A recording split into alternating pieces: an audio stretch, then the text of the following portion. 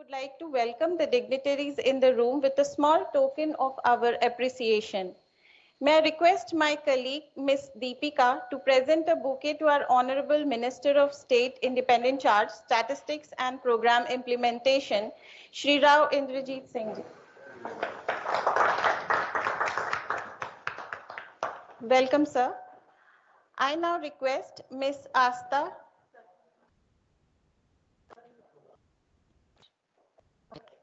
Okay, sir. So, what is NCAVES? The Natural Capital Accounting and Valuation of the Ecosystem Services.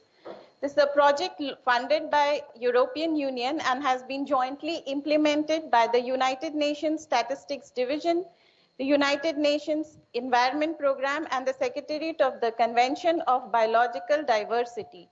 India is one of the 5 countries taking part in this project, the other countries being Brazil, China, South Africa, and Mexico. In India, the NCAVES project is being implemented by the MOSPI in close collaboration with the Ministry of Environment, Forest and Climate Change and the National Remote Sensing Center. Now, let us know a little bit about the SIA framework. The system of environment economic accounting is a framework that integrates economic and environmental data to provide a more comprehensive and multi-purpose view of the interrelationships between the economy and the environment and the stocks and changes in the stocks of environmental assets as they bring benefits to humanity. It contains the internationally agreed standard concepts, definitions, classifications, accounting rules, and tables for producing internationally comparable statistics and accounts. The SIA is a multi-purpose system that generates a wide range of statistics, accounts, and indicators with many different potential analytical applications. Through this NCAVES India Forum, we wish to initiate a better collaboration between all stakeholders for the implementation of the SIA framework so that MOSPI is able to ensure the right data for development. In order to throw some light on the background of this event today, we have with us Mr. Avdesh Kumar Mishra, Additional Director General, Ministry of Statistics and Program Implementation, who apart from handling the activities of MOSPI related to environmental statistics and accounts, also holds the portfolios of the Sustainable Development Goals, gender statistics, and several other statistics belonging to the social sector. May I now request Mr. Avdesh Kumar Mishra, ADG MOSPI, for setting the right mood and context for the NCAVES India Forum 2021. Sir. Thank you. Very good afternoon, good morning, good evening, friends and participants from India and all over the world. I welcome Honorable Minister, Statistics and Program Implementation, Honorable Secretary, Statistics and Program Implementation, our ex-Chief Statistician of India, Shri Praveen Srivastava, and all national and international dignitaries, eminent guests and participants to this NCAVES India Forum. The development of science and technology has enabled mankind to explore and harness nature and natural resources to the fullest. In the process, we seem to have lost sight of the harmony that usage of various resources require. We are now faced with the scarcity of natural resources in terms of the quality and quantity, air quality, groundwater quality and level, pollution in inland water systems, oceans, and in the environment all over have led us to realize that we need to understand that natural resources and ecosystems provide critical services and need to be accounted in designing strategies for preservation of the natural resources. The concept of the natural capital accounting is a major development in our efforts to enumerate the benefits that various natural resources and ecosystems provide and identify various linkages. India is participating in the European Union-funded Natural Capital Accounting Valuation of Ecosystem Services project, launched in 2017 by United Nations Statistics Division in 5 countries, Brazil, China, South Africa, Mexico, and India. This project has been jointly implemented by United Nations Statistics Division United Nations Environment Program, Secretariat of the Convention of Biological Diversity, in close collaboration with the national stakeholders with an objective to propel India and other participating countries in the path of compilation of ecosystem accounts. During the past 3 years, this Ministry of Statistics and Program Implementation, Government of India, has taken up several activities so that we can report on the status of the natural capital in the country. Thanks to our well-developed space program, we have been able to get benefits of the several data sets that are vital to the compilation of environment accounts, be it glaciers, water bodies, forests, soil, land cover, or oceans. The Bhuvan Geo portal has several data sets to report on all these attributes of our environment.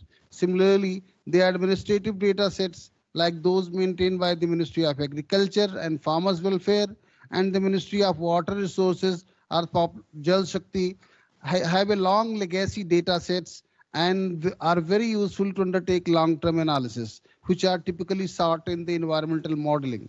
So the need of the hour is a mechanism to integrate the different data silos at different places, which is now possible with the digital revolution that we have with us. The role of ministry in such a situation is to leverage upon these data sets while ensuring that resultant set of statistics are coherent and consistent and are able to address the needs of the stakeholders. We have been able to a large extent National Statistical Office India under the NCAVES project. In the subsequent sessions that will be held on January 21st and 20th, we shall be looking at the policy mainstreaming opportunities for the environment accounts and examples of the work done in the Indian context by some of the organizations. At the end of the forum, we would also be looking at the prospects of the natural capital accounting in India. On the website of the forum, we have also tried to put together some of the resources that are relevant to environmental accounting in India. The web portal has been designed to have the entire gamut of information under a single umbrella.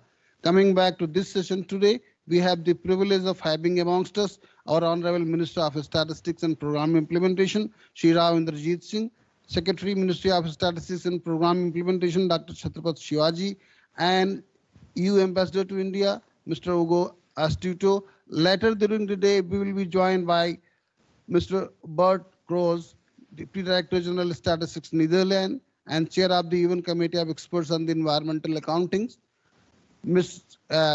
Gemma Van Helderen, Director UNESCAP, and Mr. Stephen Swinfest, Director United Nations Statistics Division, Ms. Susan Gardner, Director Ecosystems Division, UNEP, and Ms. Karen Kemper, Director World Bank. With this long list of esteemed speakers, I am sure all of us will have a lot of key messages to take home. With these words, I once again welcome our Honorable Minister of Statistics and Program Implementation and all esteemed participants to this forum. Thank you.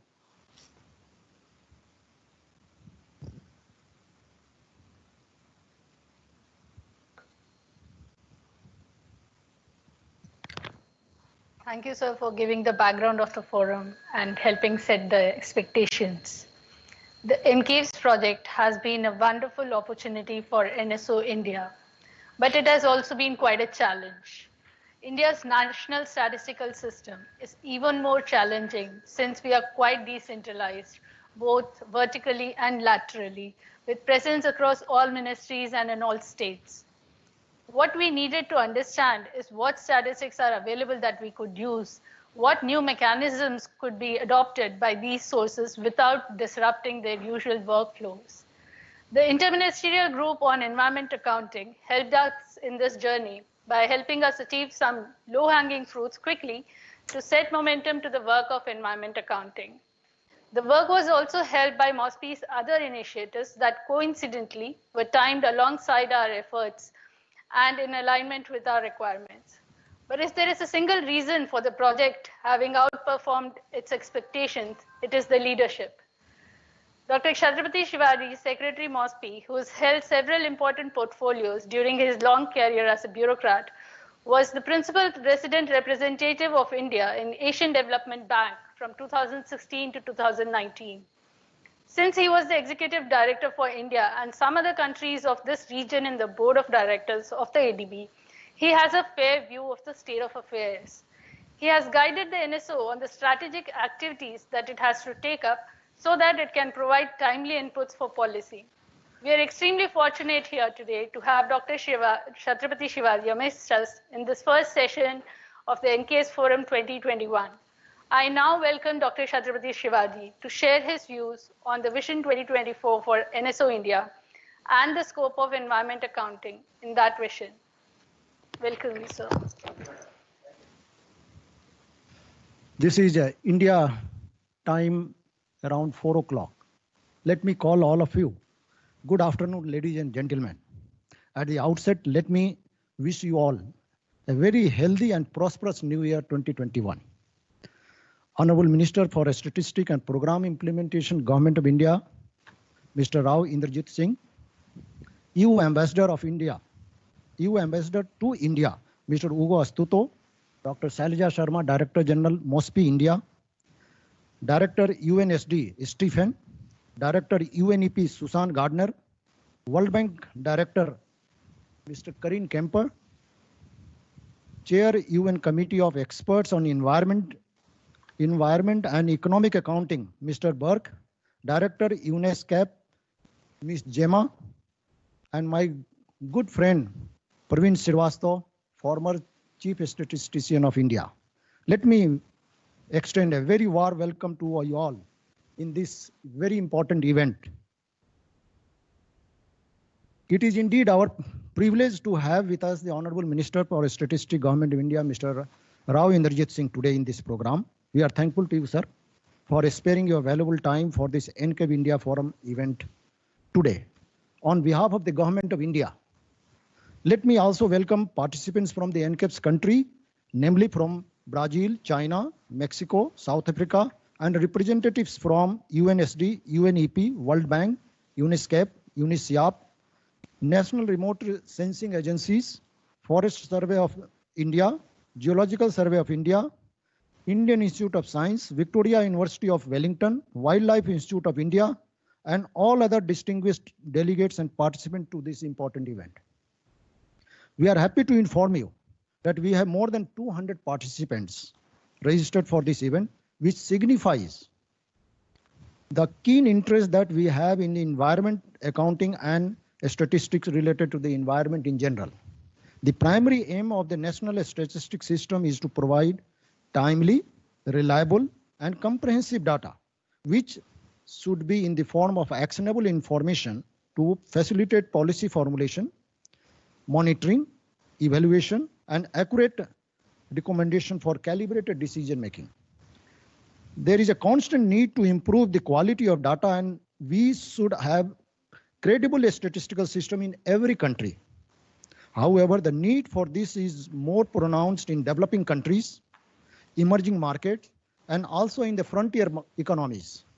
Besides the need for improvement in the quality of data, there are constant requirements to expand the availability of data itself due to the various evolutionary situations we are in and ever-changing landscape of the journey of multidimensional developments.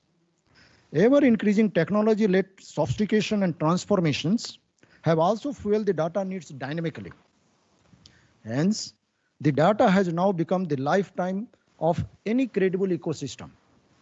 The official statistics system in India is laterally decentralized among the various ministries of the Government of India at central level, at federal level, and is vertically decentralized between the center and the many provinces. At the national level, MOSPI India is the official nodal ministry on statistical matter. India is at the cusp of the new phase of socio-economic transformations driven by technological revolution. Digital India flagship program of the Honorable Prime Minister of India, Mr. Modi, has brought about transparency and efficiency in the government functioning. As a result, the need for the amount of information is also increasing exponentially. Hence, the national statistical system needs to be geared up for meeting these data requirements and other related challenges. Accordingly, the ministries in the Government of India and various agencies of the central and the provincial governments in India are making their efforts to harness new sources of data, including the efforts to enhance the efficiency, responsiveness, and robustness of the national statistical system. India is known for its rich biodiversity. To keep this intact, a great deal of the measures have already been taken up for the biodiversity conservations and maintenance of the healthy habitats for the wildlife. There has been increasing concern globally regarding the sustainability of the environmental resources. To make the efforts of the various government agencies more and more effective, MOSPI India has compiled and released the compendium of the environmental statistics, which has covered all aspects of the environment like land, water, air, biodiversity, and many more. These are all comprehensive reports which we have been able to produce with the help of all the global and international agencies. Many of the provinces in India, including Gujarat, have the separate climate change department. Uttarakhand, that is another province, is already working on how it could compile green accounting of forest resources and index of sustainable environment performance. Himachal Pradesh, another province, is also working on even measuring the green growth. MOSPI India has also initiated a national program for improvement of quality of statistics in India with the support of the World Bank. We are grateful and thankful to the World Bank for providing us financial and other technical supports. Under this program, the ministry has planned to collaborate with all the concerned ministries, state governments, provincial governments, and research institutions to put in place a mechanism for compiling the national level natural capital accounts. Under the Vision 2024, we feel that official statistics is a public good and are essential part of the development infrastructure. MOSPI India, as a focal point for the national statistical system, plays a very crucial role in coordinating and harmonizing the data sets available in the country. MOSPI India has geared up to redefine its role and responsibility in line with the national priorities. Vision 2024 has been formulated to provide a holistic, coherent, and comprehensive framework for improving the national statistical system. It also aims to bridge the data gaps by providing the data on a real-time basis in a users-friendly format with the help of the intensive IT, information technology tools for the data collections, processing, and dissemination. SIA, that is the System of Environmental and Economic Accounting, is one of the core subjects that ministry is developing a detailed work program in line with the vision, and the ministry will be leveraging all the existing data sets which are being generated by the multitude of the sources across the country, while ensuring that these are well aligned to the internationally prescribed framework like that of the System of Environmental and Economic Accounting like SIA. In the past few years, Ministry of Statistics in Government of India has participated in international committees and task forces of SIA. This has helped us in getting updated with the global developments in this area, and also provided an opportunity to present the views of the developing countries where the data systems are generally not yet matured. It has also helped us in promptly chalking out the future course of actions. National Statistical Organization, NSO India, has started compiling and releasing some of the accounts at national level since 2018 itself. But this is just a starting point for a long journey. NSO India releases 2 publications annually under the title called INVI States India. Ministry under the National Integrated Information Portal has planned to disseminate all information in an integrated manner. NSO India is continuously striving hard towards improving the coverage and timeliness of these statistics and accounts. Apart from this, under the NCAVES project, an India Eval tool, that is called Environment Evaluation Lookup Tool, has been developed, which is essentially a lookup tool giving the snapshot of the values of the various ecosystem services in different provinces of the country. It is based on around 80 studies conducted across India. This tool also provides a critical view on the available literatures and research papers, and also the applicability of the estimates across India according to the biogeographical spectrums. Adding another dimension to our activities, in NSO India has also become the member of the Global Ocean Accounts Partnership, along with the United Nations Economic and Social Commissions for the Asia and Pacific, and several other interested governments. By joining the partnership, NSO India has taken a lead towards the compilation of ocean accounts also. We do hope that just as the NCAVES project propelled India, NSO India, in the compilation of the environmental accounts, the partnership with the global ocean accounts will also help India to set up a matured mechanism for compilation of the ocean accounts as well. This is important for India as it is covered with the oceans on its three sides and has significant economic dependence on oceans. Hence, these accounts will be useful in fueling the economic growth trajectory and achieve the sustainable developments of the ocean's resources. We look forward to a very fruitful and useful deliberations during the NCAVES India Forum 2021. I am sure that the program will be a grand success, especially with the supports of the several distinguished speakers and also from the exhibitions area set up by our collaborators. I am sanguine that the event will be useful and deliberation will be intellectually enlightening and insightful. I wish all-round success of the forum. I would also like to place on record our sincere gratitude to the European Union and the deepest sense of appreciation to all the speakers for taking out their valuable time and participating in this forum. Thank you very much once again.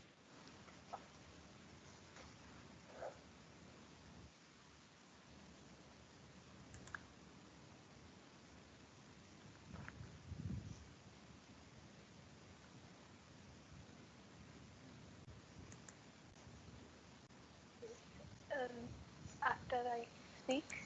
Yes, sir. So, we're just waiting for the queue. Thank you, sir, for the very informative and insightful deliberations. Your emphasis to strengthen India's national statistical system, to provide timely inputs for policy and stronger dissemination practices for public would keep us motivated in achieving high quality and standards for our data. In the Indian system, the head of every government department is the minister, and the parliamentary control over the ministry rests in the fact that the minister is responsible for the administration of that ministry and has to take the lead for the ministry to take the right call at the right time. It is a well-established constitutional principle that a minister is responsible to the parliament for all acts of the ministry, and it is he who takes the lead for ensuring the right governance. We are fortunate to have amidst us a visionary with invaluable life experiences, Shri Rao Inderjeet Singh, as our Honorable Minister of State for Statistics and Program Implementation. He has helped the ministry manage transitions in this time when new and richer data sets are evolving, and guided the ministry to take a lead as an enabler of evidence-based decision-making.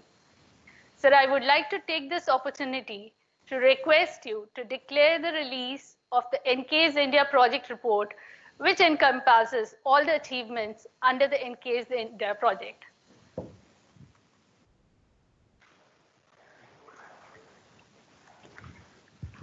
I declare the release. Thanks a lot, sir. We have a short video for the e-release of the publication, since we are not doing a printed version of it. We'll now have a video of the e-release. Thank you, sir.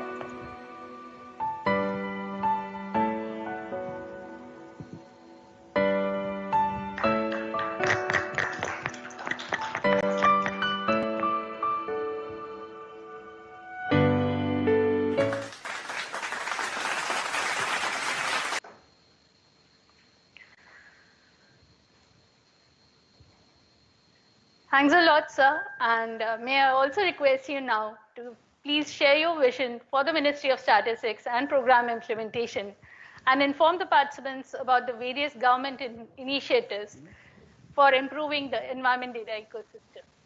Over to you, sir.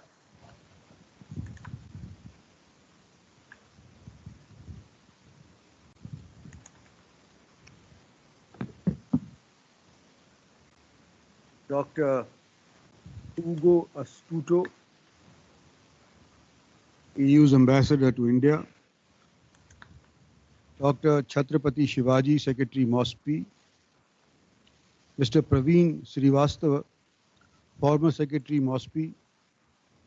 Director UNSD, Director, UNEP, Director, World Bank, Chairperson, UN Committee of Experts on Environmental Economic Accounting, Director, UN SCAP, senior officers of MOSPI, ladies and gentlemen.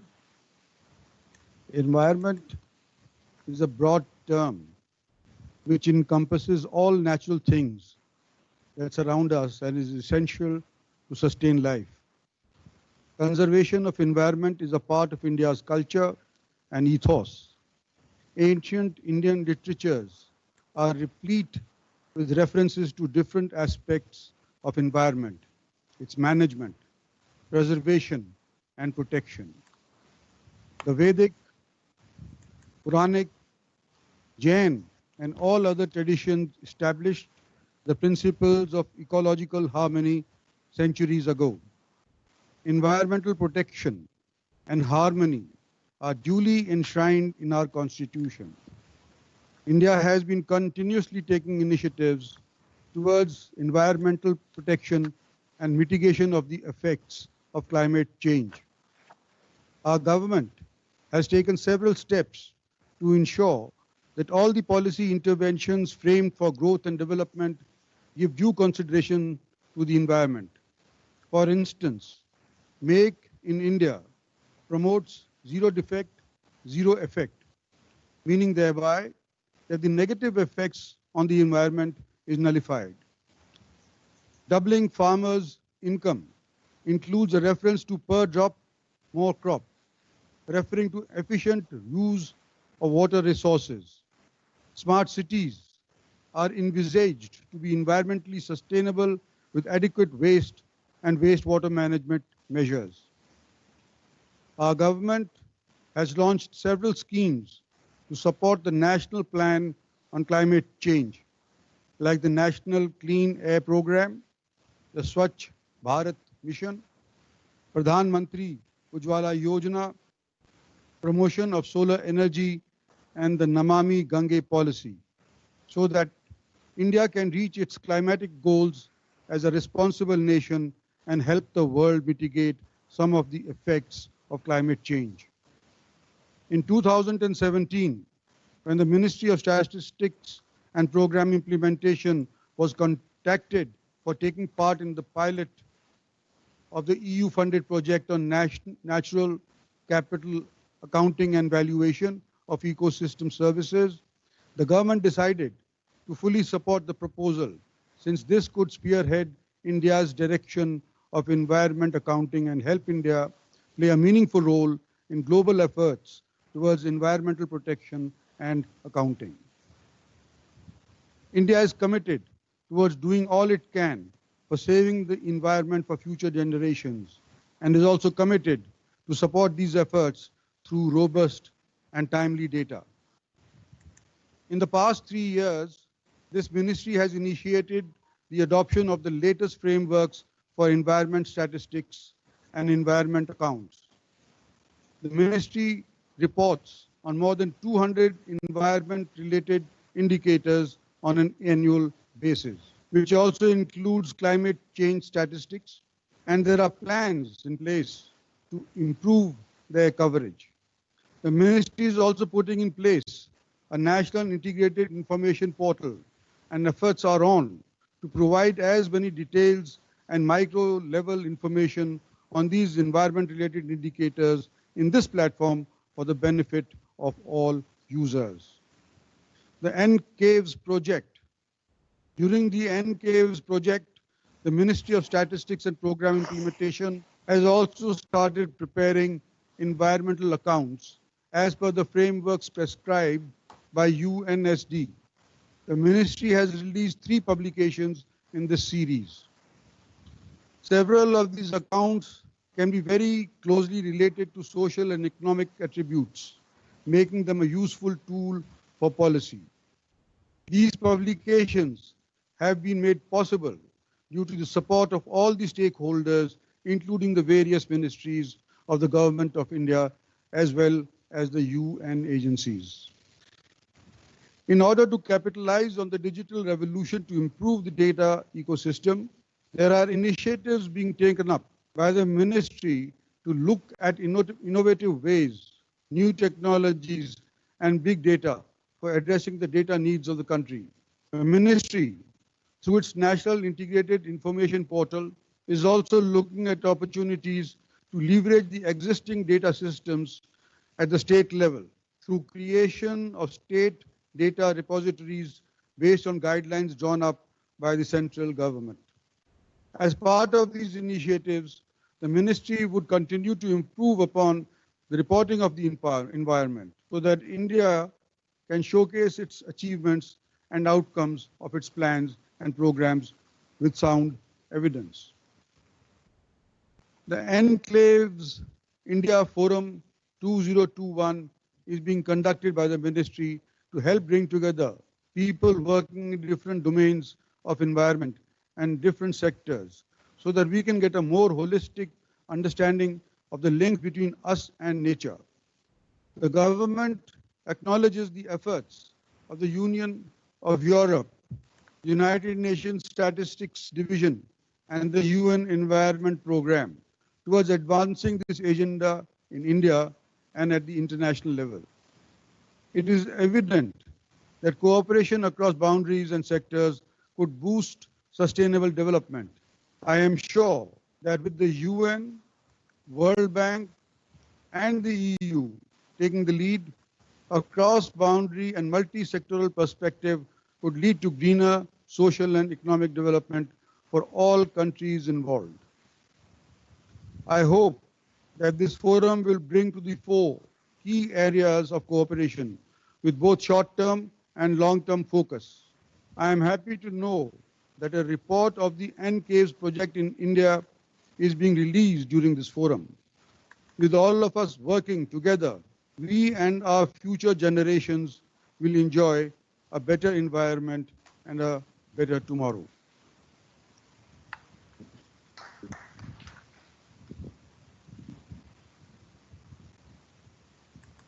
Your vision and guidance would help us treading the right path towards linking sustainability and the economy. We now move forward with our session of the day. The European Union has been the driving force and the leading light in the implementation of System of Environment Economic Accounting, or SEA, as we know it in the pilot countries. The European Union has had a strong environmental information system, and it is not surprising, therefore, that the European Union has supported several activities to enable a greater cognizance of the environment in decision making. It is therefore very opportune that we have the privilege of having with us His Excellency Ugo Astuto, Ambassador of the European Union to India.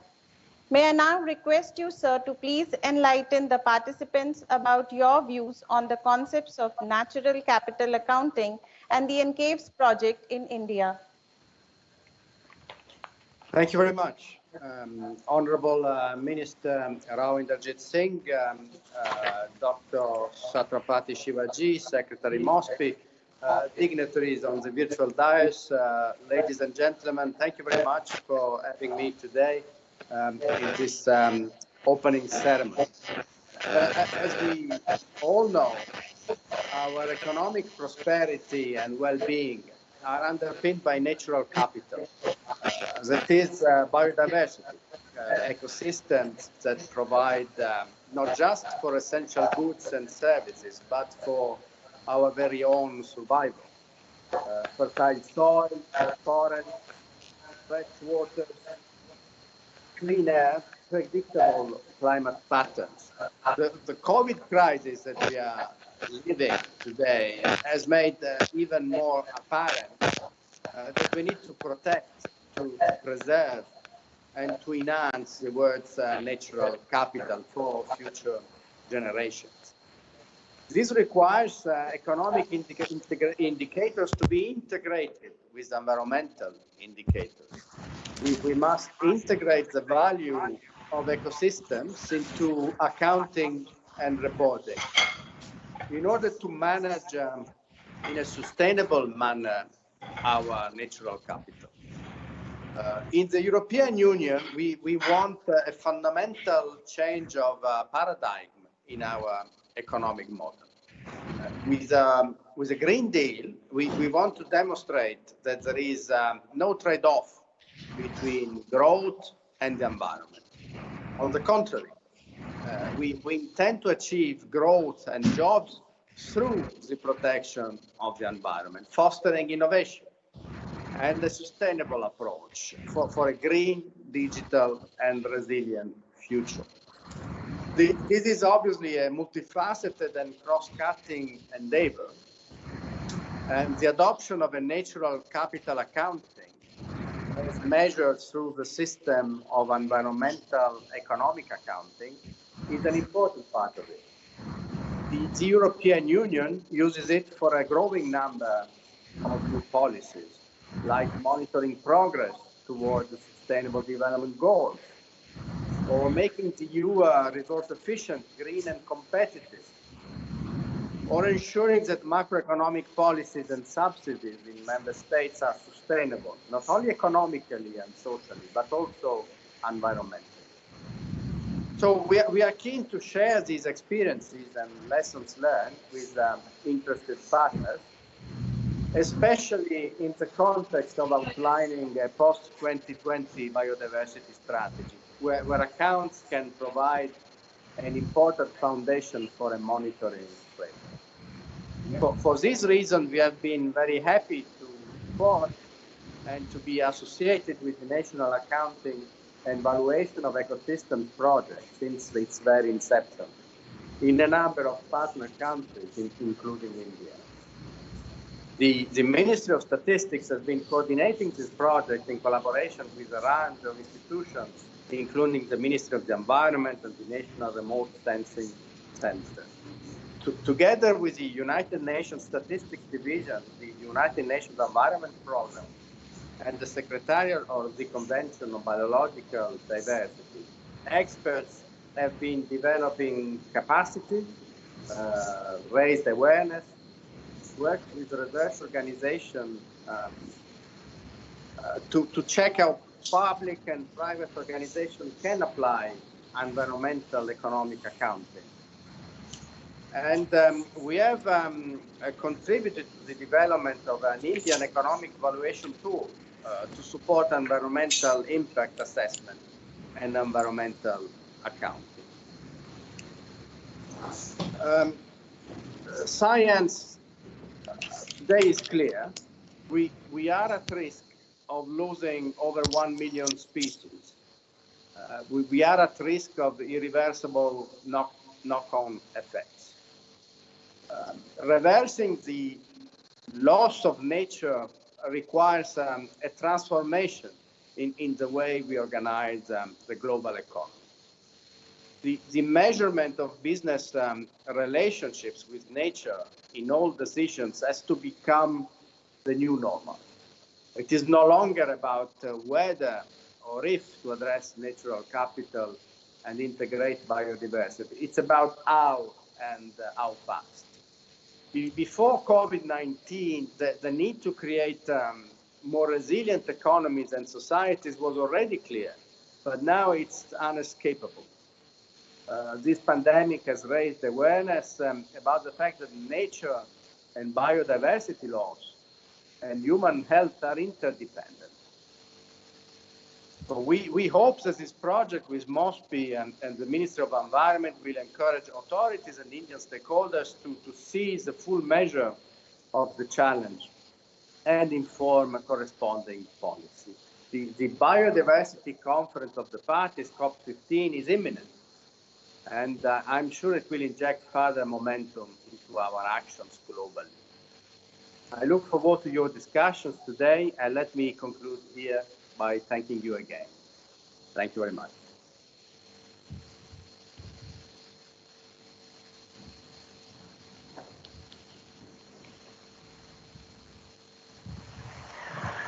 Thank you so much, Mr. Ugo Suto, for your wonderful speech. Especially, we like the points that you related to biodiversity and the pandemic. and also that the businesses now need to have a closer relationship with nature so as to have sustained development and sustained growth, even in the economic domain. The various facets linking sustainability and natural capital are now more evident than ever. With the insightful words that you've placed on record, I hope that the participants would have benefited and have more clear thoughts about natural capital accounting. The report released on the NCAVES project in India would now be available on the website of the Ministry of Statistics and also on the forum website. But for the benefit of all our participants, we are now presenting a short recap of the work done by the ministry under this project. Dr. Sudipta Ghosh from our division will be now making the presentation. Over to you, Sudipta.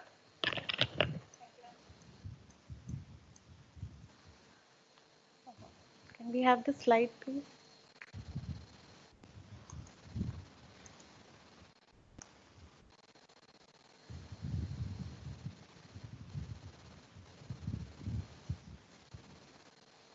Once again, a very warm welcome to all the delegates, colleagues, friends from all over the world to the NCAVES India Forum 2021.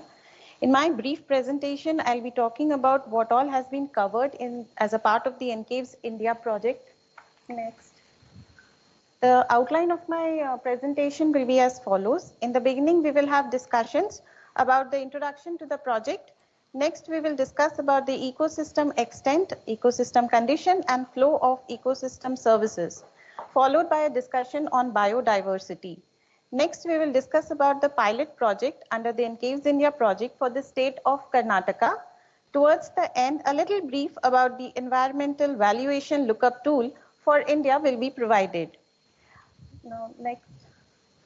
Coming to the introduction to NCAVES, as we have already heard, the NCAVES project is funded by European Union and has been jointly implemented by UNSD, UNEP, and CBD. India is one of the 5 countries taking part in this project.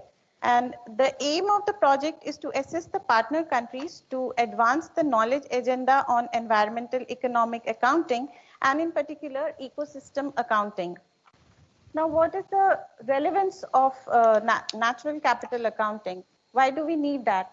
Natural capital accounting is a tool to help measure the full extent of the country's natural assets. And how do we do that? The system of environmental economic accounting, which is SEIA, an accepted international standard for environmental accounting, helps us to measure the environmental accounts. Now, what is the relevance of SEIA? SEIA provides a framework for organizing and presenting statistics on the environment and its relationship with the economy. SEIA underpins environmental accounting, facilitates better and informed decision-making process.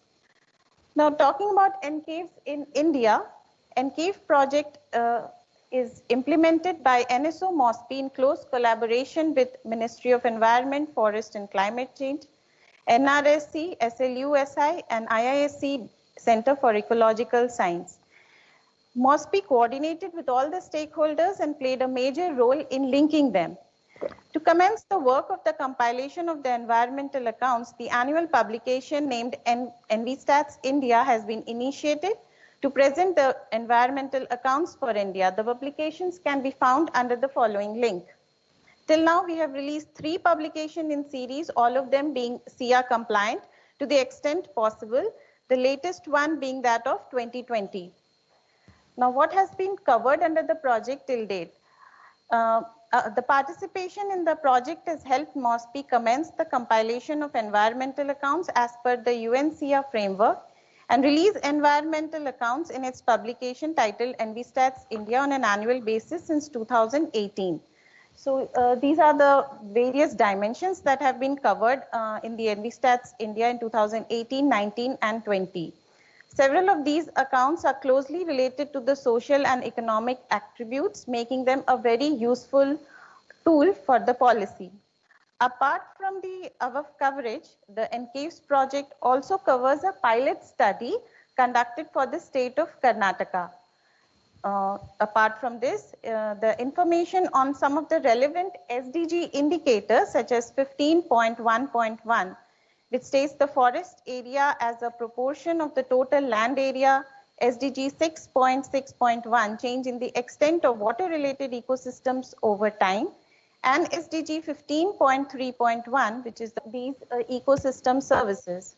The first is the crop provisioning services. The crop provisioning services are the contributions of the ecosystem to crop production. That is the total and the combined result of processes taking place in the cropland that actually support crop production. Now, this may include infiltration of water, storing soil carbon, pest regulation, maintenance of soil quality, and so on. These are compiled basically from the data from Ministry of Agriculture and Farmers Welfare, and the estimates have been compiled using appropriation method that has been prescribed by SIA. Now, district-wise estimates of the value of the cropland ecosystem service per unit of net area sown and per unit of geographic area of the districts have been computed. The information can be seen in the map. This is the previous, can we change the slide? Crop provisioning service.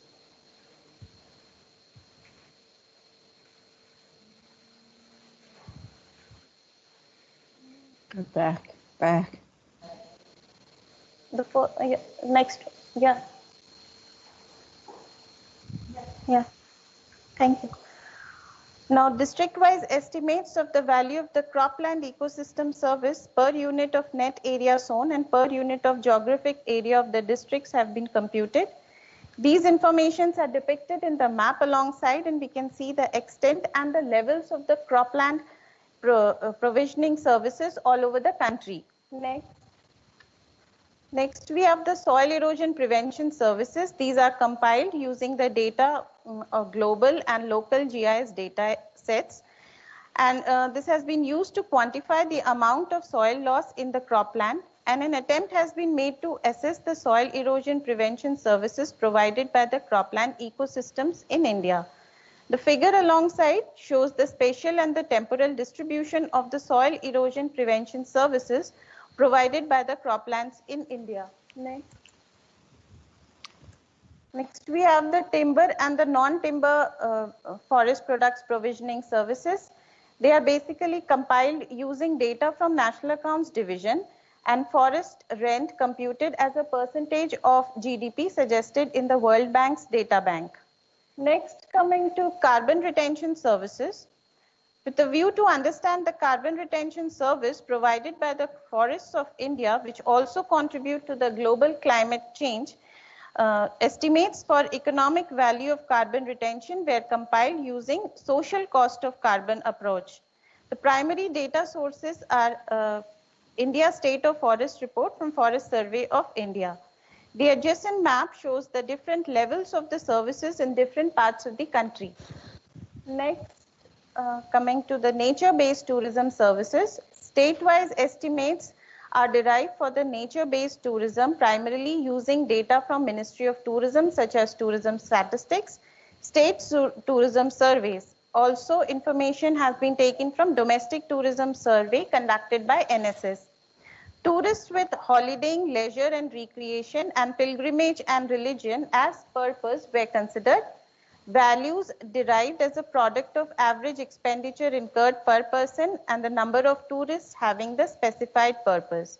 These are validated using INVEST model of Flickr photo user days. Now we have used Flickr in our model, but we are also looking for alternative sources like Facebook and social media. We welcome suggestions or on the method, and we'll be adopting that. Then coming to the next, amongst the thematic accounts, we have covered the topic of biodiversity. India is one of the recognized biodiverse countries of the world. Now, we have computed species richness count for India and species richness map for the IUCN Red List species. Here the species include mammals, amphibians, reptiles. The red polygons indicate the protected areas. IUCN Red List toolbox has been used for the ARC map. Next, coming to the land use efficiency. The land use efficiency is defined as the average annual rate of change of built up area per capita. In the map, we can see the positive values indicate a faster increment of population than built-up increment. Values around 0 indicate stable zones with linear increment of built-up surfaces and population. Negative values indicate a slower increment of population than built-up increment. The map of Delhi has been shown here, which shows the different levels of land use efficiency in the state. In order to help assess the status of million-plus cities in India with respect of SDG indicated 11.3.1, estimates for these cities were compiled using the land use efficiency tool developed for this purpose by Joint Research Center of the European Union. The data source includes combination of administrative data and remote sensing data. Next. Apart from these, a pilot studies in 8 districts of Karnataka has also been conducted under the NCAVES India project with the objective of compilation of ecosystem accounts, physical and monetary terms, and showcasing their use for policy. The coverage of the project study includes extent and condition accounts for Karnataka state through temporal remote sensing data with collateral data, ecosystem services accounts for Karnataka as per the SIA technical guide, valuation of the modeled ecosystem services and ecosystems, and scenario-based assessment of policy interventions.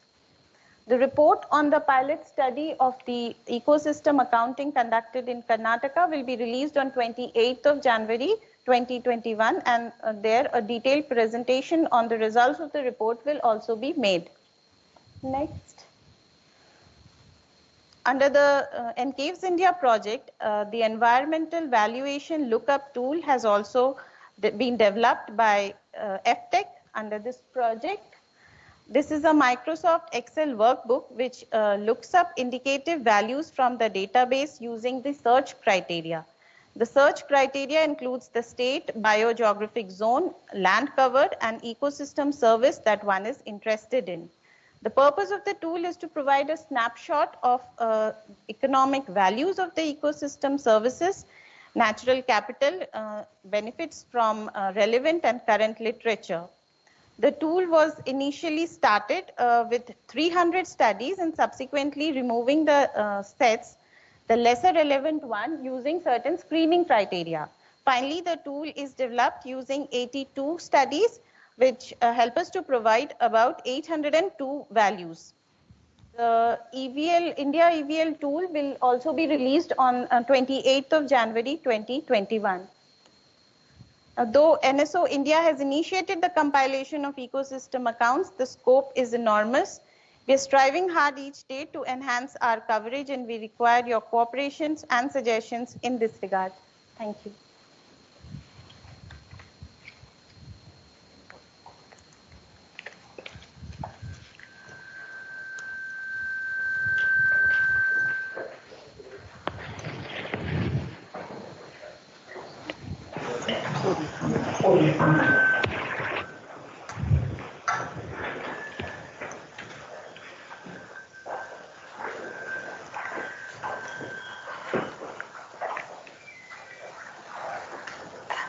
Thank you for the wonderful presentation, and I'm sure those who have not yet looked at our NVStats India publications will now get a chance, will now take out the time to have a look at those publications. The ministry has actually put on a lot of efforts in collaborating those data sets to get the information that's presented out there. We now proceed to the next session. Till quite recently, all attempts to put a value on nature were rubbished by a common rejoinder that nature is invaluable. No one can disagree on that, but often not putting a value leads to a not so judicious use of resources. Our next two presentations discuss the reasons and methods for understanding the nature through a quantitative lens. The first speaker of the session is Mr. Bert Kroes, Chair of the UN Committee of Experts in Environmental Economic Accounting. Bert is the Deputy Director General of Statistics Netherlands and also holds the position of co-chair of the Vision Implementation Group of the European Statistical System, together with the DG of Eurostat. May I request Bert Cruz to please throw some light on the linkages of the environmental accounts with the national economic accounts. Over to you, Bert. Bert, may I request you to please share your screen, and if in case that does not work, we will put on the slides from our side. Thank you, Bert. Yes, thank you for giving me the floor. Yes, please share the slides. I tried and I would prefer it to do it from your side. So can you share the slides?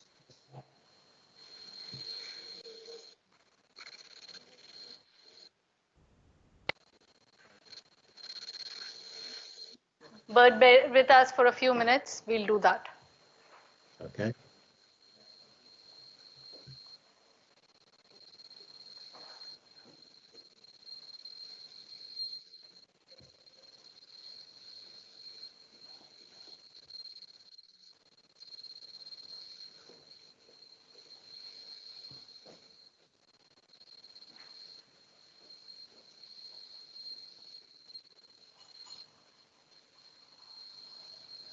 But I hope you're able to see the slides. Yes, and I recognize them. So thank you. These are the good slides. Please go ahead. Thank you. Thank you for giving me the opportunity to speak in this important meeting. I want to start by congratulating everyone who has contributed to the work in NCAVES in India for its success. I'm very sure the results will be beneficial for India itself, but there's also a lot of importance for the international community, because as what has been said, it's not easy to implement these accounts. It has been challenging, but there was a lot of success, and I think the whole global community can learn from that. So the experiences you had in India will be very beneficial to other countries as well. So thank you for that too. So can I have the next slide, please?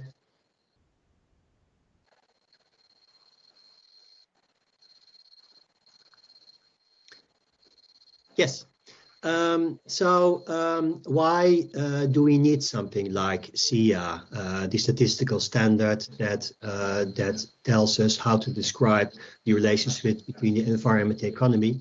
Well, it has been said in the presentations before, our economy depends crucially on nature, and the way to describe the economy, the national accounts, economic growth, GDP, unemployment, do not capture these vital contributions. Basically, they show nature as externalities, and as a result, the decision makers don't have access to the key information necessary to effectively pursue and track sustainable development. What you need is to have integral decisions that impact the economy and the environment. You cannot make policies separately on both important aspects. So the system of environmental economic accounts fills that gap. It's a statistical framework, a set of concepts, a way to describe that. And the idea is to integrate information on the economy and the environment, showing the interrelationship, complementing the system of national accounts. So by describing this relationship in the same way we describe the economy, you can really study the relationships and study the effects of the economy on the environment, but also to improve the environment, keeping the economy into account. And this has been taken a lot of take. I will come back to that later. Can I have the next slide, please?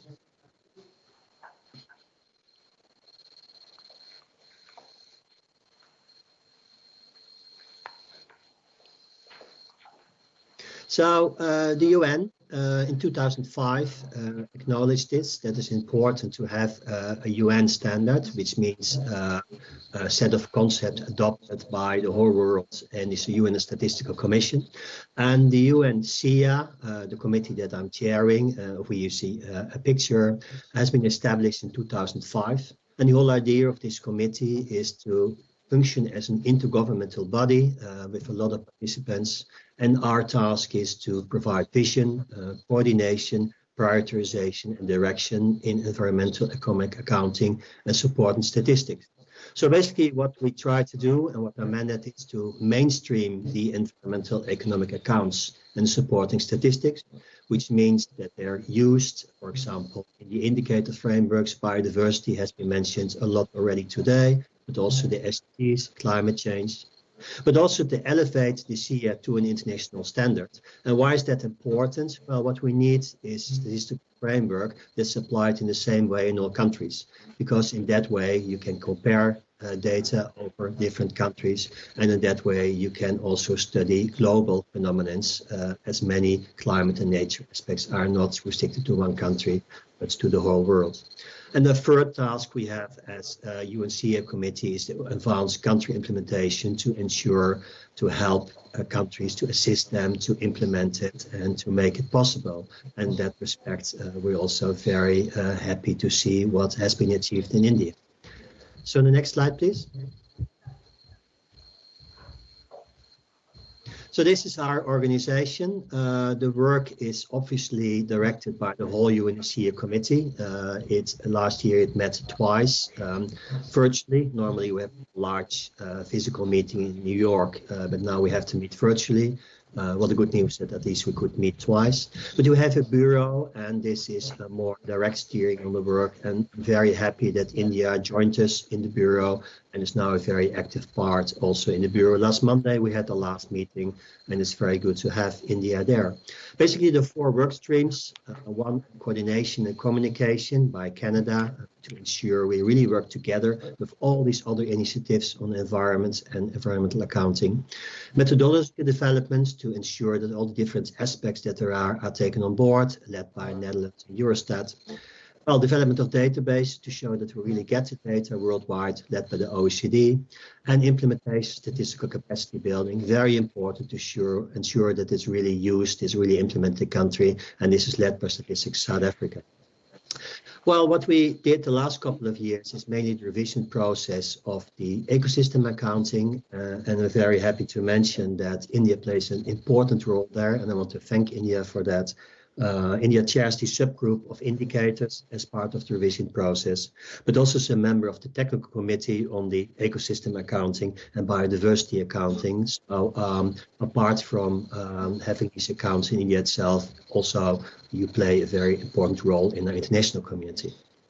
So the first standard adopted was in 2011, the Central Framework. This is accounts on what we invest in nature, the taxes, the subsidies, but also supply and use tables, what happens to timber, forest, energy. And we've got a lot of thematic handbooks on energy, water, sustainable tourism, and we're working on oceans. And while this is a very fruitful community all over the world, many international organizations, and I'm happy to make a contribution with this committee to the uptake of the environmental accounting. So next slide, please.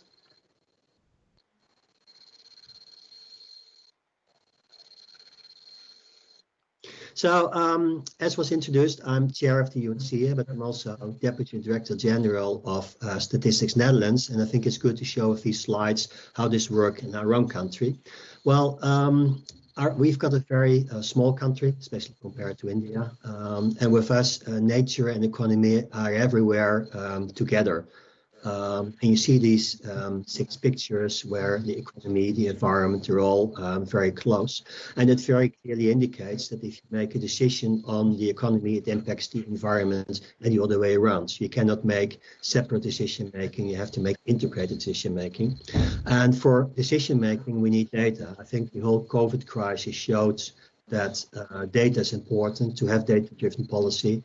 And so if we think we need integrated decision making on the economy and environment, we also need integrated data on the economy and environment. And that's why we think SIA accounts is very important for the Netherlands.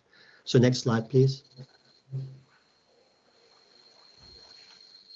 So we're working on this for 40 years now. And basically, we didn't start with the whole framework or with the whole number of accounts. it's steadily expansion. And I think that's the way we should implement it. Don't do everything at once, but see what's important for your country, what's important where your policymakers, your people have interest in, what can be useful, start from that and expand it. So do things that are really useful, but if you do it, use the SIA framework so we have comparable and sound statistical data. The last couple of years, we started with ecosystem accounting on national level. We have various publications on that. And in the next slide, I have an example of that. So can I have the next slide? And this is an example how it works in our country. In Netherlands, we've got a lot of peatlands. These are fossil materials. And if you drain the peatlands, it becomes very fertile. And fertile land is good for agriculture. So our farmers like to farm on drained peatlands. But if this fossil material is exposed to the air, there's a lot of carbon dioxide emissions, and it contributes to global warming. So what we did is, together with the University of Wageningen, made studies that actually showed that the gains of farmers in agriculture were less than harm done to the climate by carbon dioxide emissions. So it showed by combining the economy in farming with the emissions, with the environment aspects, that it doesn't make sense to farming there, and led to a large initiative and financing from our government to discourage farmers to farm on peatlands and instead, leave it to undrained, so it does not lead to carbon dioxide emissions. And this is the kind of decisions, the kind of information we need for good decisions, I guess. And this also shows that this is not just statistics. It also shows that have to make these accounts, you need good cooperation between policymakers. What are their issues, their problems? How can we help with data-driven work? But also with universities and tech people. I also saw in the slides of NCAVES that there's a lot of technical work to be done. So a lot of good cooperation is necessary between statisticians, policymakers, university people, organizations. SIA really drives national and international cooperation. So next slide, please. So this is about the global implementation of SIA. Currently, there are 84 countries regularly implementing SIA in accounts. It's really across developed countries. There's a 20% increase from 2017, and we hope with the acknowledge of ecosystem accounting in March in the Statistical Commission that this grows even further. So there's a lot of interest and there's a lot of uptake, and that's also because there's a link with all these multinational, the global and regional initiatives like the Green Deal that was talked about before, and the SDGs, biodiversity, climate change. And what we get back is that the accounts are obviously important to have this information itself, but it also helps to organize the information there's already there to assess the relationship between the economy and the environment. There's already a lot of information, and the idea is to order it in a different way, to bring it together and to make these accounts. Next sheet. So this is my last sheet. So why do we need SIA? Well, it's important to make nature count within economic planning and decision making. And the other way around, if you have environmental or natural policies, you need to take the economy into account because things have to be paid. There should be money. So to take environment into account, to take economy into account, this is why we need SIA. And obviously, standardization is important in order to obtain high quality and comparable statistics. We need sound statistical concept. How do you measure things? How do you describe this relationship? And it's important that we have a global standard so we can compare the data over the different countries and worldwide. And as I said before, it catalyzes collaboration. I see it myself in my own country, the Netherlands, but I see it overall leading the UNCIA. Because of its multidisciplinary nature, we have increased a lot of cooperation with stakeholders, statistical offices, universities, line ministries, municipalities, businesses, and it's really an inclusive approach. And last but not least is a framework for deriving indicators to support various monitoring and reporting frameworks such as SDGs, biodiversity, climate change, the green economy. You want indicators to steer, and indicators are important because these are numbers and we can put targets on it and you can discuss them. But you also want to study the development of these indicators. Why do they increase? Why do they decrease? And if you have a statistical framework underlying these indicators, it makes it much easier to study, to analyze what's going on and to derive your policies on that. And also the framework guarantees that these indicators are based on sound statistical concept, and that also really helps. So this was my last sheet for today. Again, I want to congratulate on what has been achieved. I think it's really impressive. I also want to thank you for the role you play in the international community, both in the UN SIA, but also by the experiences you had in NCAVES projects, and that will absolutely be used by other countries implementing the SIA. So thank you.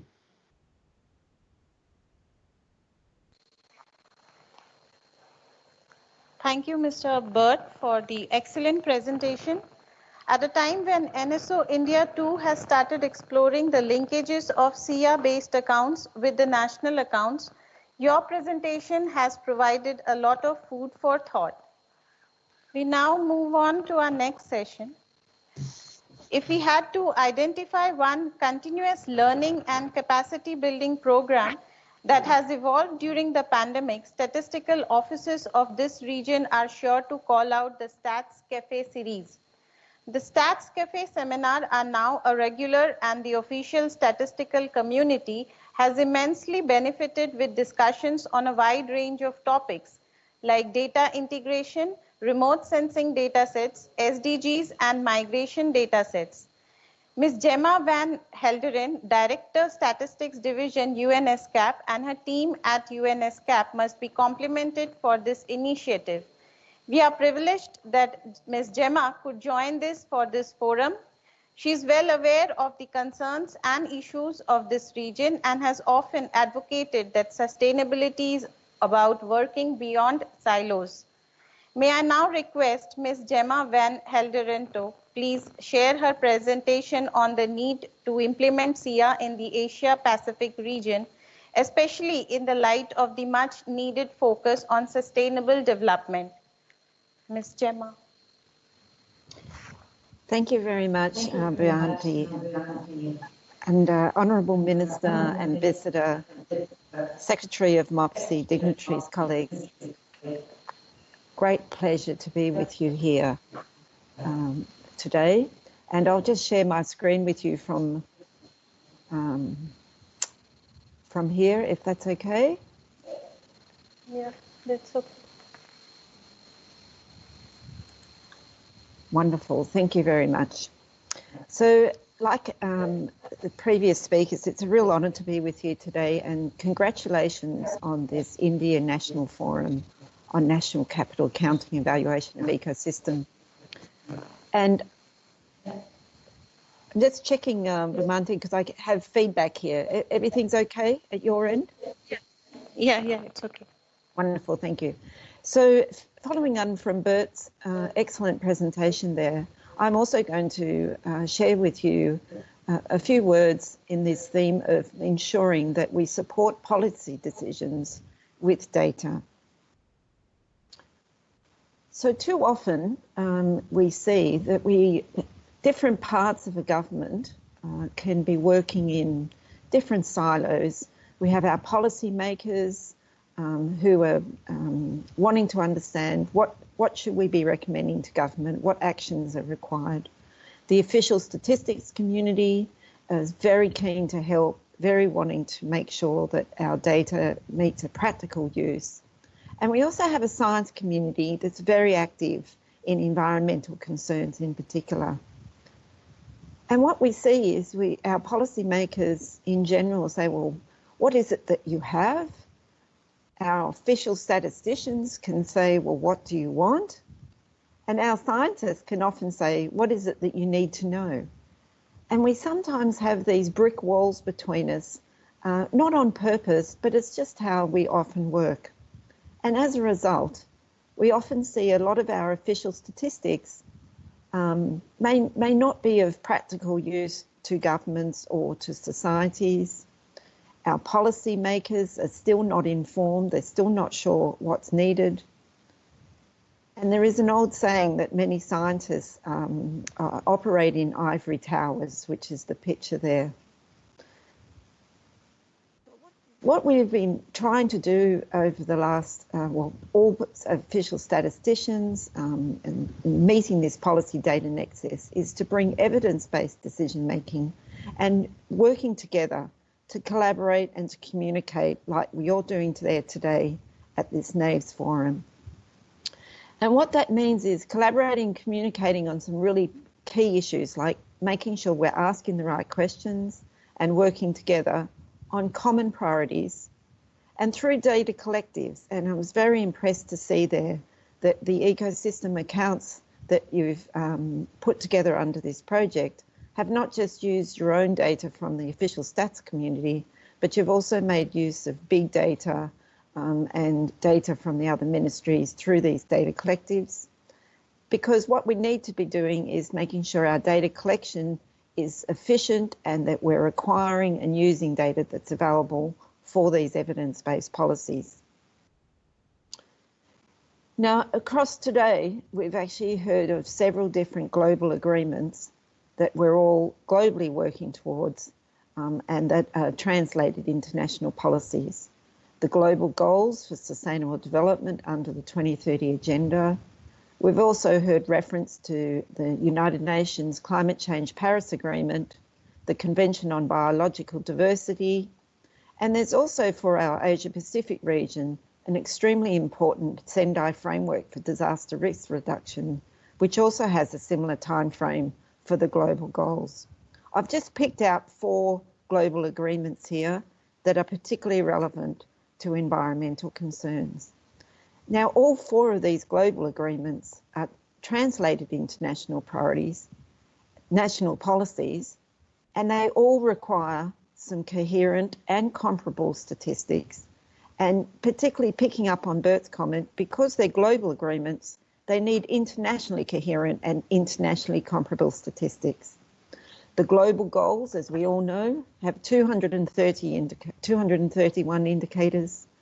The Sendai framework has 38 indicators, and the Convention on Biological Diversity is also currently preparing a global monitoring framework that will also have a number of indicators. I'm not quite sure how many, but let's think that it also will have the need for a set of coherent, comparable statistics to monitor global progress.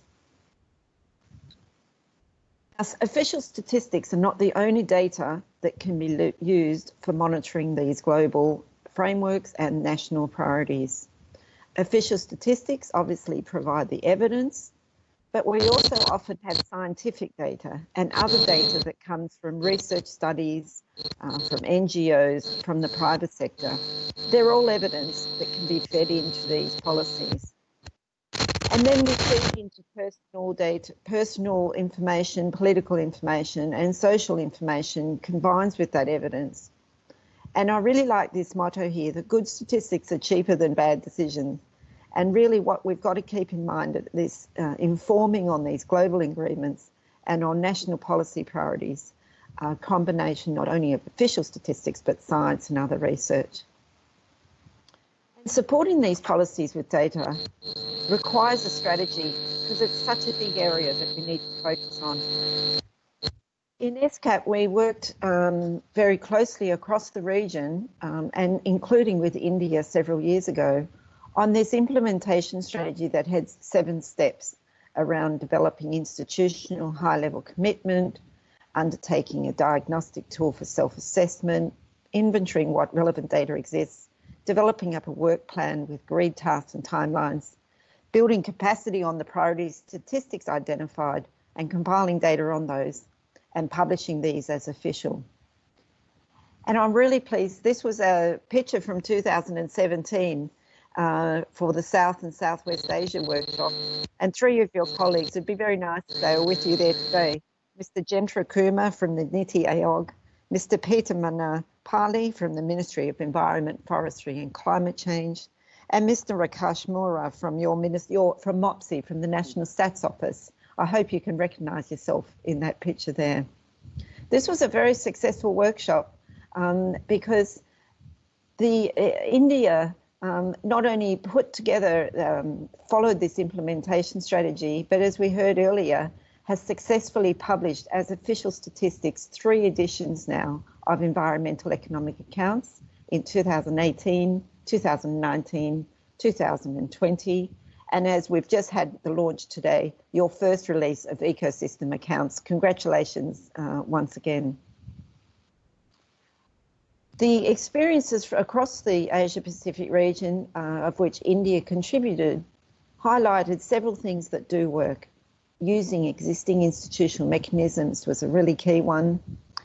Doing a rapid assessment of a work plan, identifying champions, doing what you can with the available data, publishing your work along the way, sharing your success as you are doing today, and making sure they focus on feasible rather than priority can be a really key step in what to do in implementing environmental economic accounts and now ecosystem accounts. What doesn't work is working without that high-level support. And so today's Indian NCAVES Forum, to me, is a really important step in reinvigorating that high-level support in India for environmental economic accounts and ecosystem accounting. Ensuring that the National Statistics Office does not work alone, and so having all your ministries with you is particularly important. Making sure that we don't rely on consultants who create one-time outputs. This is really important, that leadership comes from the country and that the users are engaged, and that we'll work with some form of interdepartmental assessment. And I'm really pleased that as I was reflecting on these, what works well and what doesn't work well in the context of today's forum, I think there is a lot that we need to congratulate India for. All of those lessons on the left-hand side of what works well can be really highlighted of what India has done. You've had 3 editions of your accounts.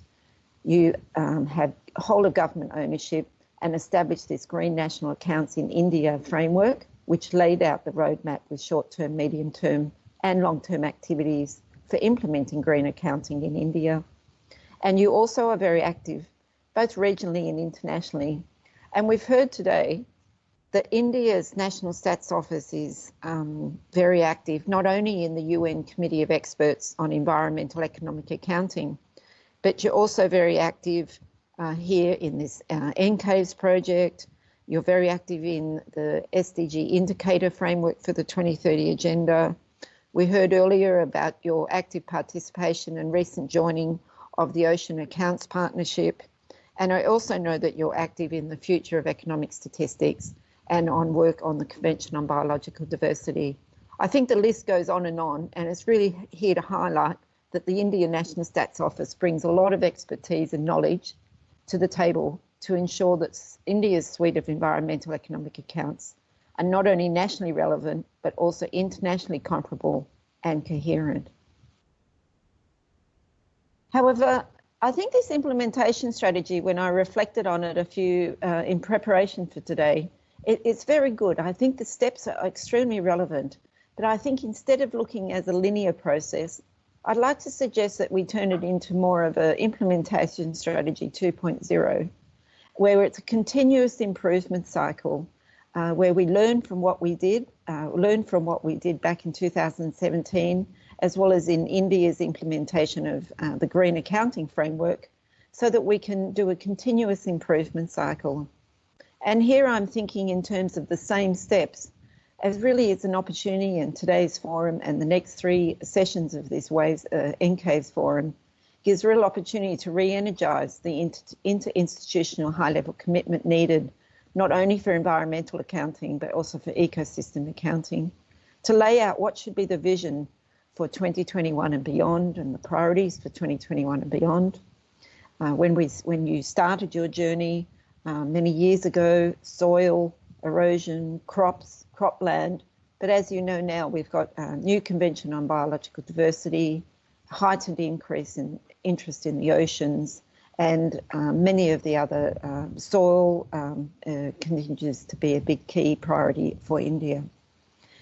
We also need to inventory not only existing data we might have in our statistical systems, but it's so great to see that you're already looking to use digital data, geospatial data, and all the satellite data that's available for these ecosystem accounts, so that we can develop a new work plan with agreed tasks and timelines, build the capacity for the priority statistics that are needed, and compile those so that we can publish not only like you have today, the first ecosystem experimental accounts, but also continue to improve and finalise new ecosystem accounts. So in conclusion, this is today's National Forum, and the two sessions over the coming weeks is an excellent initiative for identifying new champions, new priorities and new milestones for India's journey in compiling environmental economic accounts and ecosystem accounts for policies that are relevant nationally and that are coherent with the global agreements that we've all joined. Evidence-based decision-making needs data, but we also need to understand what are the decisions that our policymakers need, and what data can we as the official stats community with the science community bring to bear in those really key partnerships. And India's National Statistics Office is extremely well placed to deliver those policy relevant statistics. You're extremely well placed nationally, regionally and globally. And it's a real pleasure to be here with you today to share in the success so far. Thank you very much. Thank you, Ms. Gemma. We are really grateful for your wonderful lecture. You rightly pointed out that measurement of environment is the utmost requirement if you want to measure sustainable development. Your suggestion of recognizing the importance of breaking down silos, asking the right questions, and collaborations are very well noted. Your recognition of India's work boosted our spirit to work harder. We now move towards the panel discussion on NCAVES India project report. We are extremely humbled by the level of participation in the panel. We have all the key leaders who have been instilling in the statistical community a greater consideration of the environment and the need for environment accounting. Firstly, we have Director UNSD Stefan Schwenfest, Suzanne Gardner, Director Ecosystem Division UNEP, and Karin Erika Kemper, Global Director of the World Bank Environment Group. We could easily devote the next half an hour just going through the long list of accomplishments and honors earned by each of the panelists. But I would rather spend it better in listening to them and their words of wisdom. Also on the panel, we have Dr. Shailaja Sharma, Director General Statistics, National Statistical Office, who is the torch bearer for all the statistical initiatives being taken up by NSO India currently. To moderate this worthy panel, we have the man who started the NCAVES project in India, Mr. Praveen Srivastava, ex-Chief Statistician of India. We, working in NSO India, were reminded of the Newton's first law once again, since he was the person who pushed us to think outside the box and move out of our comfort zone. A journey well traveled on the hindsight. It is my absolute pleasure to invite Mr. Praveen Srivastava and the panelists, Mr. Stephen Schwenfest, Ms. Suzanne Gardner, Ms. Karin Erika Kemper, and Dr. Shailaja Sharma for the panel discussion. Over to you, sir.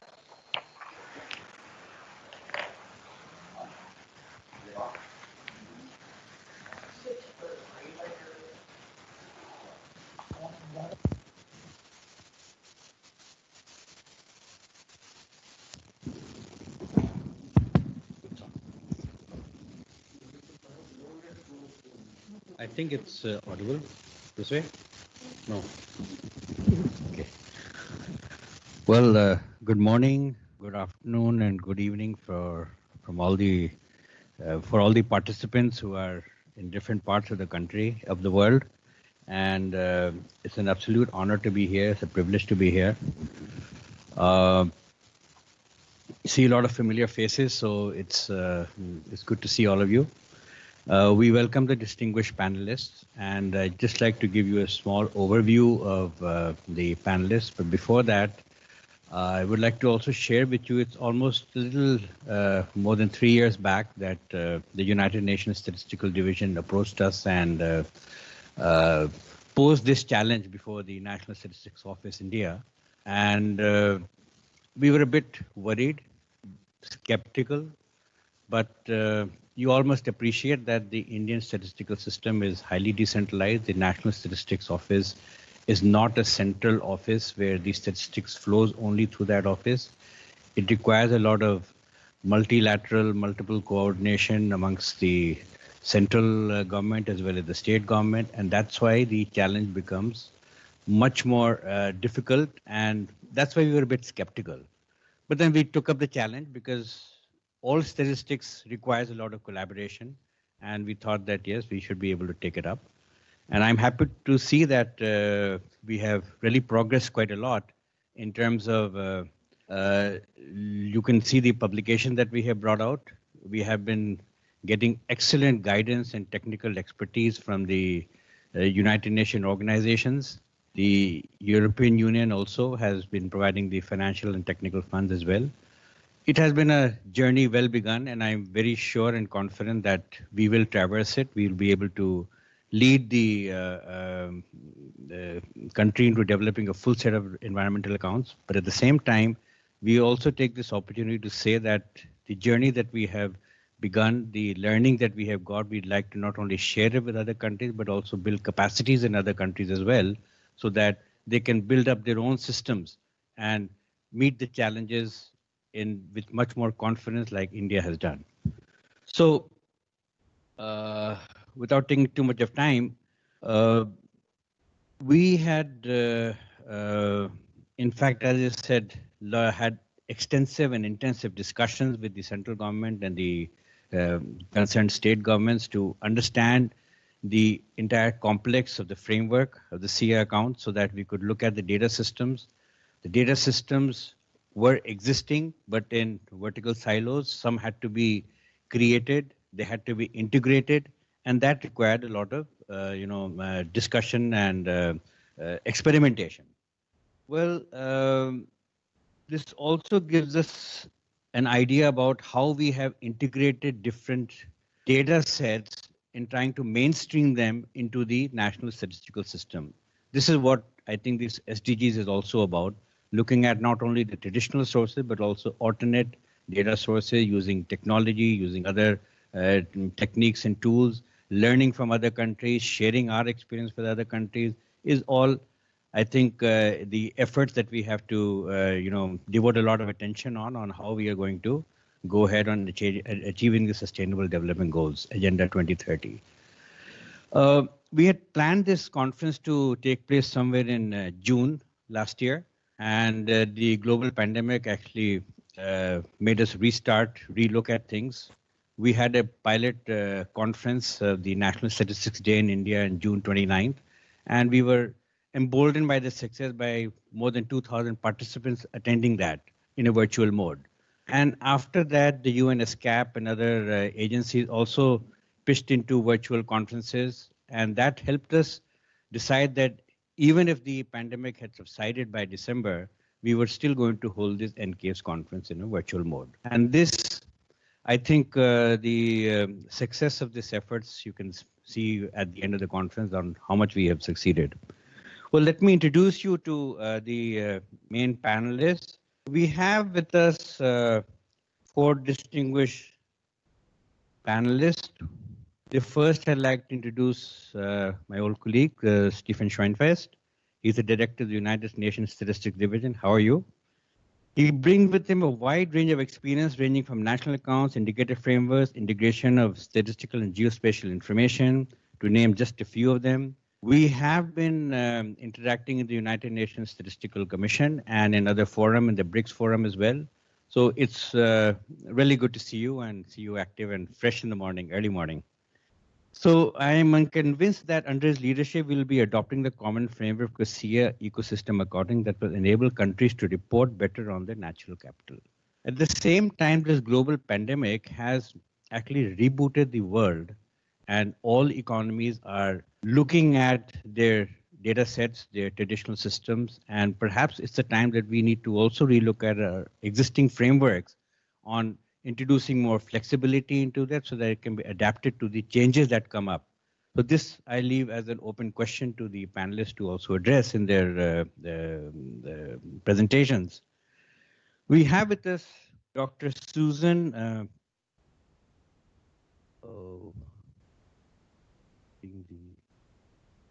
Susan Gardner from United Nations Environment Program. She is the director of the Ecosystem Division in UNEP. She has a rich CV, which is a testimony to her interest and keenness in protecting the environment. Her inputs have been key to understanding the need to phase out the harmful chemicals. I am sure that her early experience on the oceans will go a long way in evolving the much awaited frameworks for protecting the marine ecosystems. Welcome, Susan. And I also like to welcome Karine Erika Kemper, who is from the World Bank and has been a ready partner in all the efforts of the Indian government in improving the statistical system. We want to thank you for supporting us in the NPQSI project. The support has now been extended to India's activity on environment accounting, so a lot of thanks for that. The World Bank has been pursuing several activities in the region and specifically in India for ensuring that the concerns of the environment are taken note of. The presence of Mrs. Karen Kemper, Global Director, Natural Resources and Blue Economy Global Practice can be seen as an endorsement to the need of NSOs to step into the domain and help bring the necessary evidence for the policymakers. So welcome, Karen. And now I open up the floor for discussions.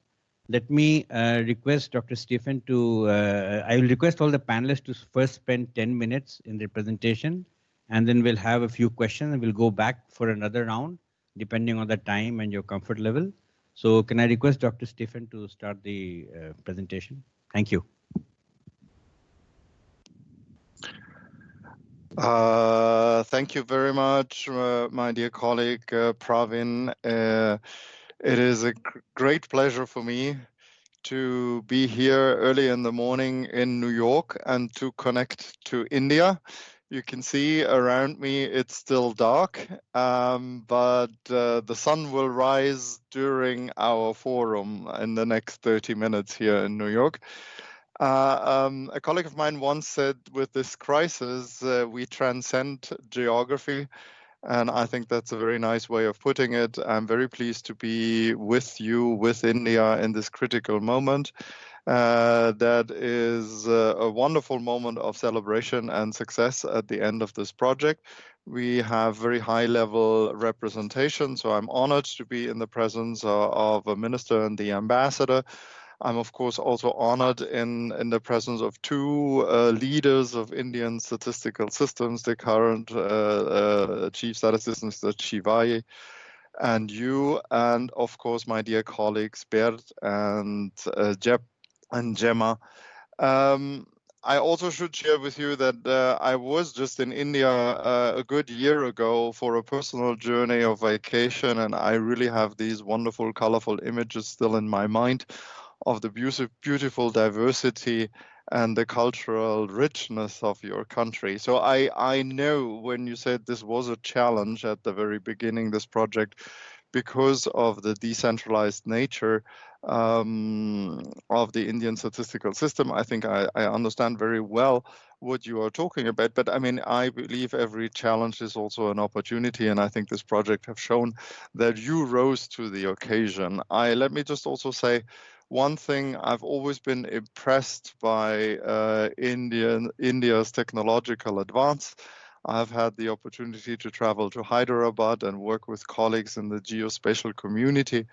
This forum, again, the way you're putting it together, shows that, yes, we had to move to virtual. We would have preferred to be personal, but you are doing a fantastic job, you and the colleagues in Mosby, in putting this together. And let me take this opportunity to thank everybody.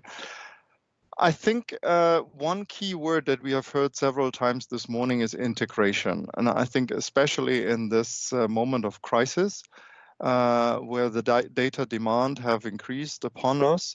We need to use as much information as we can, good, high quality information, put it together, create what I always call an information architecture. And I think the three pillars of the information architecture for a country, for any country, are official statistics, geospatial information, and big data. And it was mentioned several times before. And I think the current challenge is to integrate these information systems and to make them support the policy decisions that have to be taken at the national, regional, and global level. And in a way, the SEA, the System of Environmental Economic Accounting, is a very early precursor of this philosophy of integration. I mean, you have to integrate the information on the environment and the economy to understand the complex interaction and describe the impacts of any intervention, policy intervention that you may consider. And in that sense, SEA for many, many years, I mean, the UN Statistics Division has been working on environmental accounting for over 25 years. And I have been partly having the privilege of being part of that journey earlier on. And we have come up with a system now that is the SEA and then the ecosystem accounting, and I will talk about this in a minute. That is a basis for the whole world to communicate not only with the users and the policy decision maker, but to communicate also with each other. And India has played an important role in this project. I just want to say sometimes previous speakers or some colleagues mentioned that the SEA is a system of UNSD, of the Statistics Division.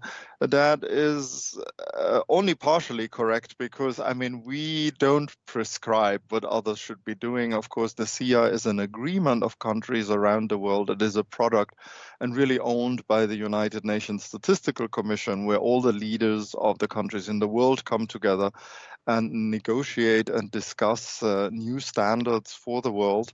And I always consider the Statistical Commission a community of professionals, of solidarity, so that we help each other to satisfy the voracious appetite of the users that we all face. Now, let me just say a few words on the project here. I really want to congratulate you to the launch of the report that was just done. And I want to thank India and in particular you, Pravin, and now the current chief statistician for their leadership, because leadership is a critical word, that you had to lead this project and involve many partners in the national system and bring them all together. And that is actually the spirit of what we are discussing currently of data stewardship. And it's not only partners in the country that made this project happen, but of course also we have international partners, and I'm just mentioning our dear friends from UNEP and the World Bank, and they are represented here through Susan and Karen on this panel, and we will hear from them. And of course, the list would be very incomplete without mentioning the European Union that has provided the funding for the project. But we are not only grateful to the European Union for the funding support, but also the substantive report. We work directly with the statisticians in Eurostat, and the European statisticians have, of course, made significant contributions to the development of the SEA and also helping implement projects around the world. And of course, BERT is one of the representatives of this European system. I should also, it was mentioned several times, this was not a single project for us. From our perspective, we had the privilege to work with 5 big and significant and important countries: China, South Africa, Mexico, Brazil, India, going across the entire world, 3 different continents. And that was very helpful for us to understand what are implementation challenges, what are new ideas. And I hope also India benefited from this interaction between the project countries. Now, I wanted to in particular highlight that this project has been transformational for India, because you have been so adept in leveraging data from different institutions and organizations around the country at the national level, at the sectoral level, at the regional level within your country. And you have been able to put all of this information together in an agreed framework. And the SEA, the Environmental Economic Accounting, is exactly this framework, complementing our very old and very well-known system of national accounts, making sure that the environmental data are presented not only side by side with the economic data, but fully integrated and describing the complex interrelation.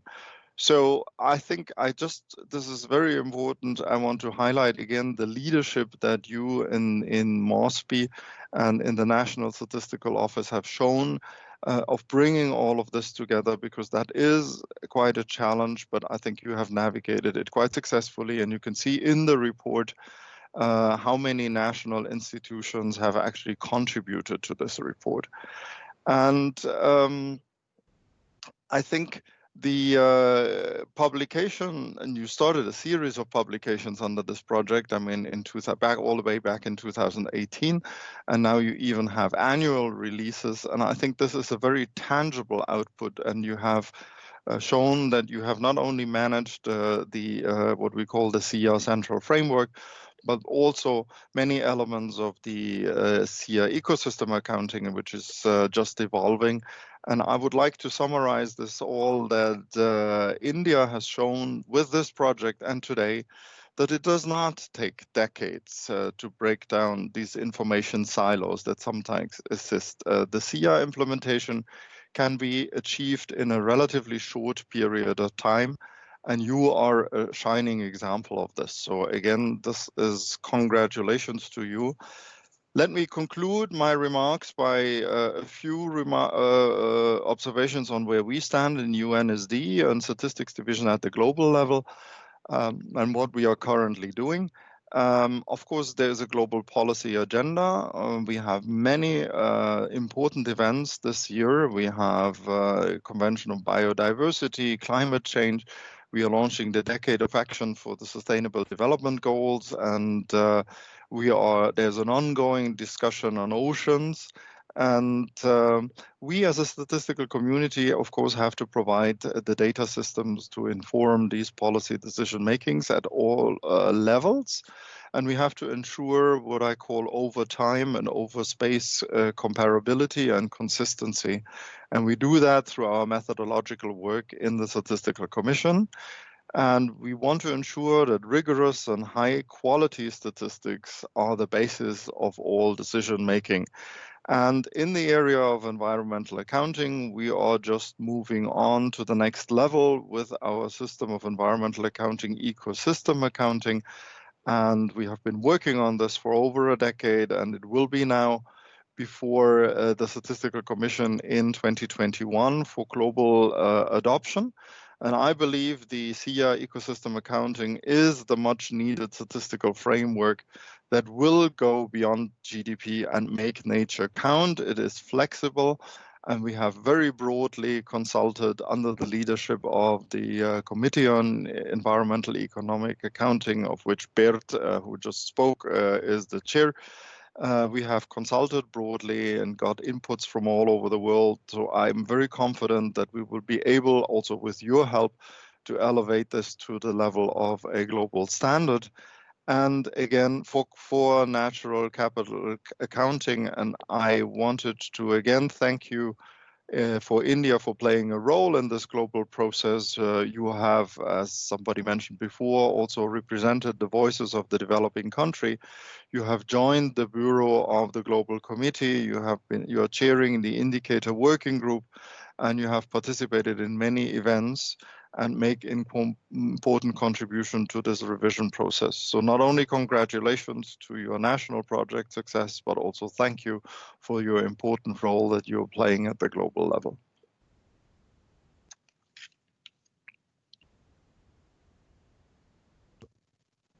Thank you, Stephen, for the insightful inputs, but more important was I was happy to note that you reiterated the fact that the CIA is a agreement, it's a framework, and what we have mentioned in the committee of experts was that learning from the India experience, we wanted to make it modular so that, I mean, a country can start small, showcase that it can do something and grow big. So thanks a lot for all those inputs. We now move over to Susan Gardner from the UNEP. Susan, the floor is yours. Well, thank you so much. It's a privilege to be able to address this forum, and it represents a really significant milestone in the advancement of natural capital accounting in India, but indeed globally. Stefan has, with his comprehensive introduction, has said so much of the important things that need to be said, but I would like to add my voice to his in thanking the organizers, the National Statistical Office of Mosby, for this opportunity to share in these discussions. Natural capital accounting is, as others have said, it's not an end to itself. And that's the one main point that I would like to emphasize now here again. It's a means towards providing decision makers with the critical data and information that's needed for really science-based policy. And so in this regard, I would again like to just congratulate the organizers for bringing together such a wide range of stakeholders for this conversation, nationally and internationally, ministries, state-level authorities, technical research institutes, private sector, all participating in this forum. Because engaging widely and creating these links between the developers and the users of accounts is really crucial to the success of mainstreaming and ensuring policy uptake. This forum offers this kind of ideal platform to discuss how to build on the ongoing successes of India in this area and to take really a giant leap forward in this important work. And it offers a chance to raise the technical work on the development of accounts to the policy level in India, but also more broadly globally. And thereby really highlighting this crucial role of natural capital accounting and addressing our environmental challenges of our time. UNEP is just honored to be able to have collaborated on this project since 2017 in partnership with the National Statistical Office, with MOSBY, with UNSD, with the Convention on Biological Diversity, and the whole range of organizations and partners in India. And we recognize, as Stefan did, the really important financial contribution of the EU. These collaborations with UNSD and the World Bank and others have been so valuable. And so I'm really personally pleased to be able to be on a panel with this group. It's great to see that these results are coming forward and showcased in this workshop. National accounts developed and published as part of the volume of the publication of the NVStats India is a great example. The ecosystem accounting pilot in Karnataka is also another good example, as well as the environmental valuation lookup tool. And the policy assessments and roadmaps for advancing natural capital accounts in India, among so many others, because this work is really needed now more than ever. And the UN Secretary General just recently highlighted that the world is taking shape, the new world is taking shape, and in his words, more and more people are recognizing the limits of conventional yardsticks, such as gross domestic product, in which environmentally damaging activities count as economic positives. So while we're hopeful that 2021 is going to be a year where the world emerges from this COVID crisis, we are reminded that we continue to face three planetary crises: that of climate change, that of the biodiversity and nature crisis, and the pollution and waste crisis. The pandemic, we know, is closely linked to the use of nature as a commodity by humanity in order to drive our economies. And to address these challenges requires that we have really decisive action by policymakers in many spheres that is really underpinned by science, knowledge, and data. And that we use a holistic approach that considers economic, environmental, social, as well as health aspects in a really integrated manner. And that's what's so great about natural capital accounting and the SIA as an international framework that provides harmonized measurements for organizing and presenting statistics on the environment and its relationship to the economy.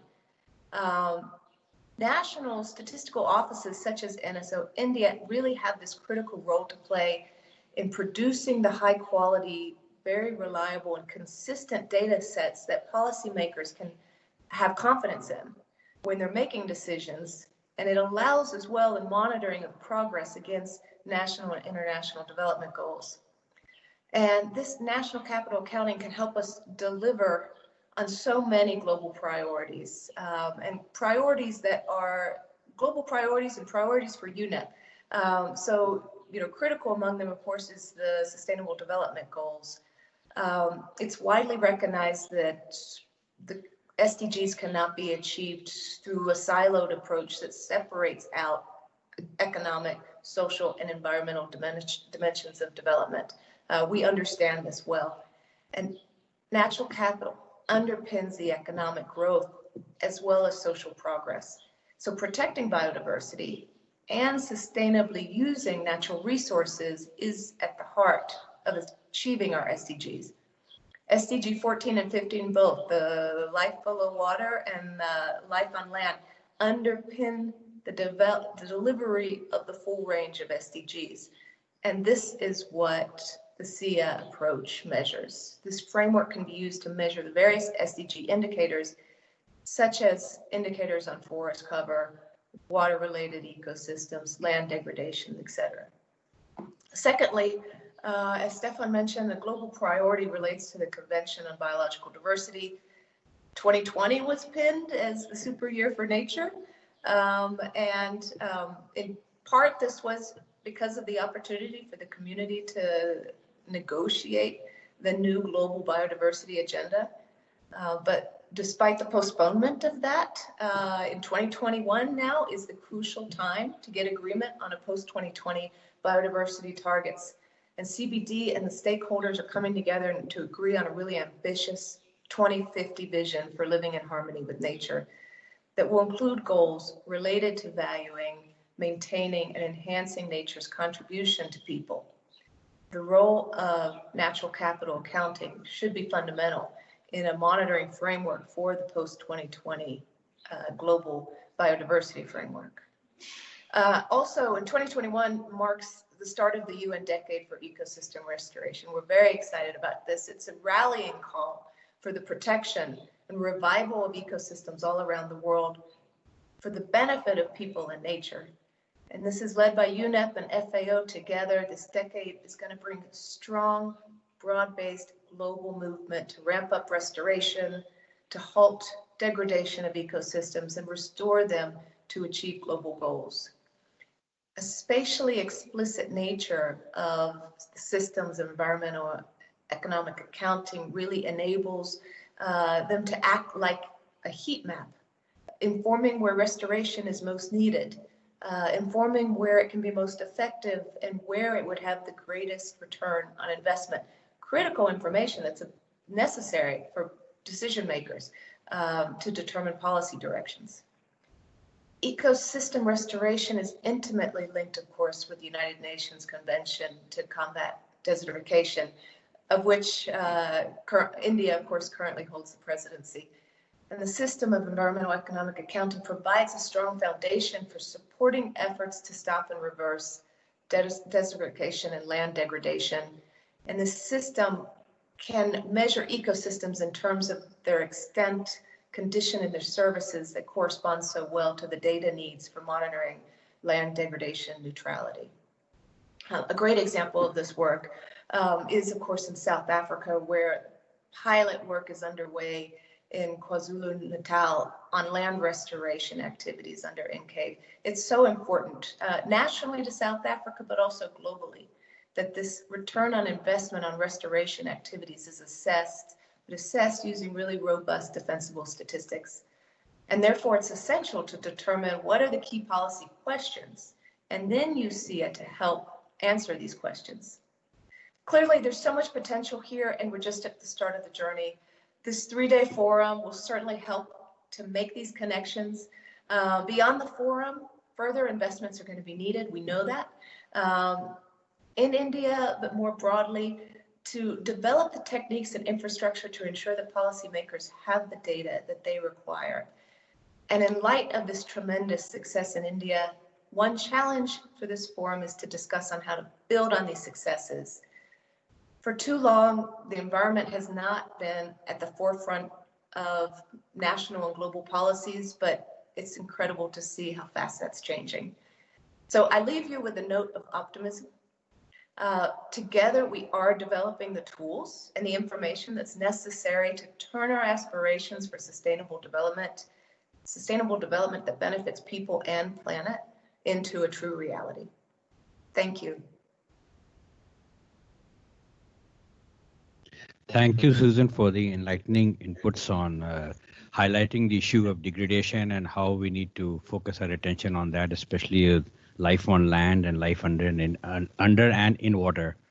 So before we switch over to the next panelist, I'd like to just give a heads up to Stephen that as of now, we have got 500 participants who are on board from 28 countries. So I'm confident that your UNSC will be a huge success in March.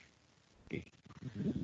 So we now switch over to Karen Kemper from the World Bank, and we request her to give her inputs on the theme of the forum. Karen, over to you. Thank you very much, and good afternoon and good evening and good morning to wherever everyone is. It's really my pleasure to greet you on this occasion that marks the successful completion of the first Natural Capital Accounting and Valuation of Ecosystem Services program. And I'm very delighted to join this forum remotely. Although I would really love it to be able to participate in a live event and see you all in person. I'd very much like to start by thanking the government of India, the UNSD, European Union and UNEP for organizing this forum and for inviting me to take part in this session. And it's great to see you all and the colleagues also from UNSD and from UNEP. Now, as was mentioned before, we are meeting amid great uncertainty, and we can foresee a very different world for a long time to come.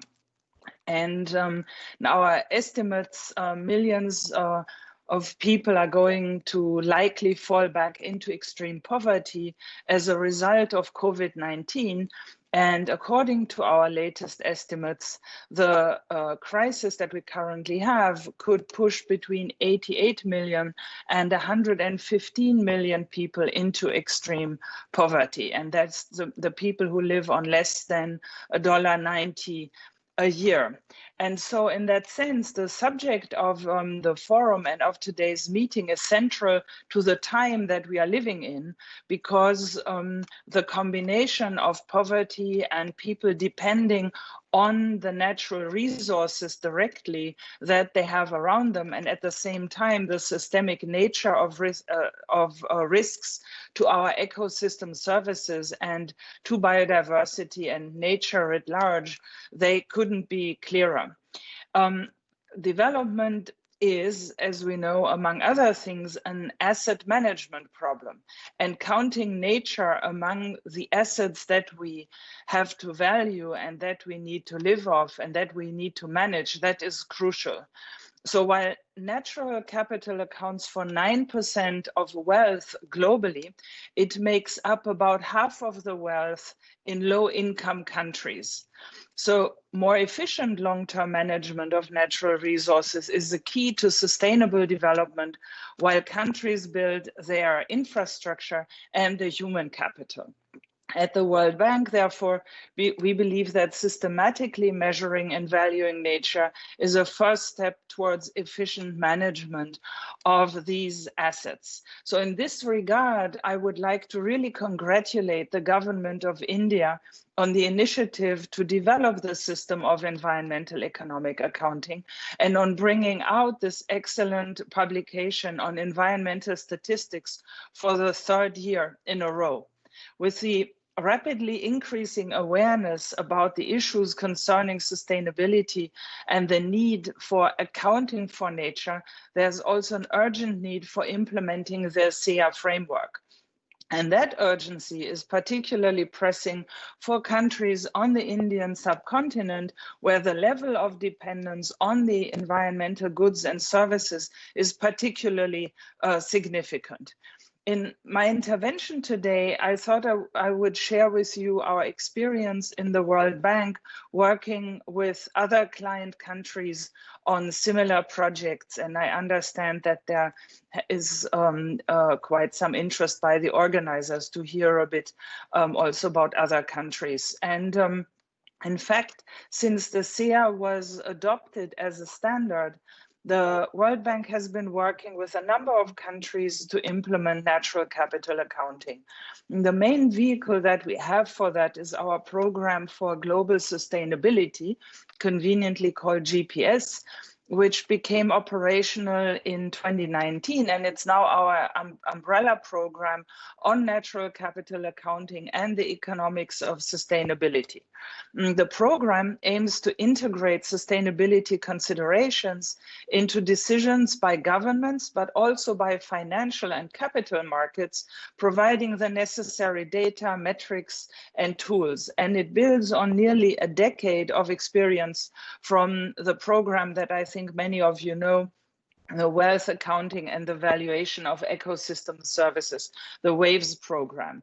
So in total, since 2013, we've been supporting some 20 countries worldwide in the development and the use of natural capital accounts in policymaking. And let me give a few examples. In Indonesia, for example, the country developed national accounts for land, both cover and extend, water accounts and peatland accounts for Sumatra. And of the key contributions, one of the key contributions of bank support was to provide and incorporate data and modeling techniques in Indonesia's low carbon development initiative. That's a platform that aims to promote a low carbon pathway in the country's economic growth. And so India continues to engage under GPS to explore economy-wide options for improved land use planning for the protection of peat and coastal resources, including mangroves. And we heard earlier how important also the oceans and the coastal areas are in this regard of natural capital accounting. We've also had a partnership with Guatemala, which has updated and published accounts on forests and fisheries, aquaculture, on energy and emissions, and ecosystems and organic agriculture. And that work has informed several government documents and indicators in Guatemala, ranging from the national tax policy and the state of the environment report to the climate change knowledge assessment. And then in a recent development, the government has assigned the Forest Institute to continue the work on the forest accounts. Then similarly, Rwanda has developed land accounts and uses those for improving the country's land management system. The findings of the water account in Rwanda that work provided data underpinning the recently established Rwanda Water Resources Board. And in particular, the water account pointed to the need for an interdisciplinary approach and even more systematic planning for water resources. Uganda has released the findings of its forest and land accounts in 2020 and is working to integrate NCA into their third national development plan by using the NCA data and considering an explicit commitment to update the accounts to be included in the plan. In Zambia, a presentation of forest and water accounts was made to the National Assembly, again informing the 7th National Development Plan. So the interest in this work is only growing. In 2019, we welcomed 6 new countries into the partnership, including Egypt and Morocco, and coastal and marine ecosystems are emerging as an area of focus, with several countries engaging in the valuation of their coastal assets or in exploring nature-based solutions. For example, Morocco and Myanmar and Vietnam are doing that. We have also just extended support to Nepal following their first successful phase in NCA. They estimated the value of ecosystem services provided by various types of forests, and that information is now helping to design a compensation scheme for development projects impacting forest land. So at the World Bank, we have been working to support countries across the globe as they take on challenges of sustainable forest management, biodiversity management, air pollution, oceans, coastal management, fisheries and pollution risk management.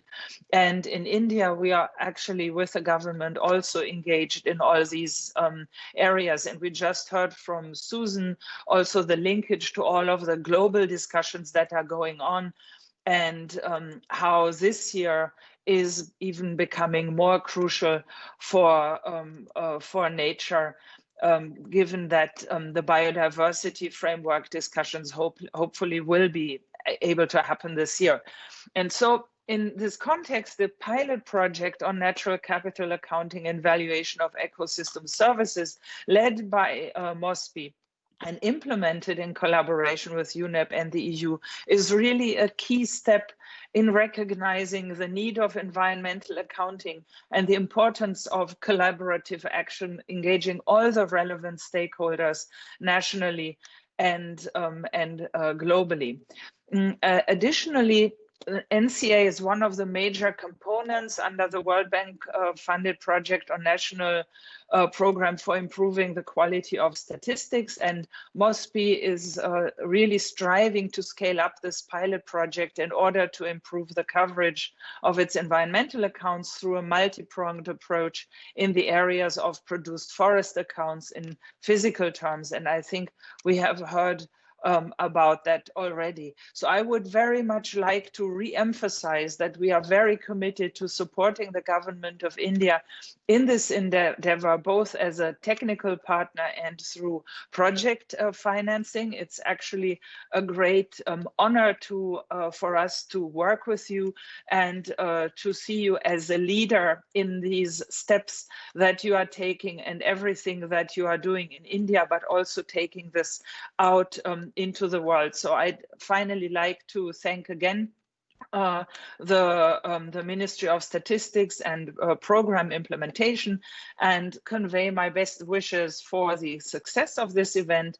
And I hope that the deliberations will pave the way forward for better understanding the value of nature for more sustainable growth in India.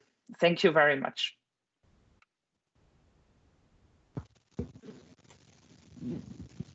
Thank you, Karen, for all the inputs and highlighting some of the key achievements which other countries have got in terms of the various sectors of ecosystem accounting. It's very important, very valuable. All those inputs would help other countries in improving their system of accounts, and also reiterating the commitment of the World Bank in supporting countries for taking up this project. Thanks a lot, Susan. Now, I would like to introduce my colleague, dear colleague, and officer who's leading this team for the NCAVES project, Dr. Shailja Sharma. She brings with her a very rich experience of over 36 years in the statistical system, and she has been working in different sectors, notably the National Statistics Office, the Ministry of Agriculture, and other places. And we'd like to hear from her on what are the challenges that this team had faced in bringing out this project. Over to you, Dr. Shailja. Hello. So good morning, good afternoon, good evening. And thank you very much, Chair, for kind of giving me this time to share some of the initiatives which the National Statistical Office has taken in this direction. I would just like to react to what Karine said, that I would love to participate live for this forum. And we would all have been delighted if we could have all met and physically all of you were present, but kind of these are bad and unprecedented times. So yeah, there will always be a next time and we'll be all meeting then. Some of the observations before I start what initiatives India has taken by Stephen, very important ones, that the current challenge to integrate environment with policy, accounting is just a tool. So the tool is used for something, and yes, that is that how once we are having those accounts, how acceptable they are, and so which is why there is a dire need of the statistical offices to continuously be in touch with the line ministry, that is the Ministry of Environment, Forests and Climate Change, and also with some of the other stakeholder ministries like the Ministry of Water Resources and Ministry of Fisheries and other such ministries. Then the next thing, important thing was that the project was transformational for India. Yes, it was transformational.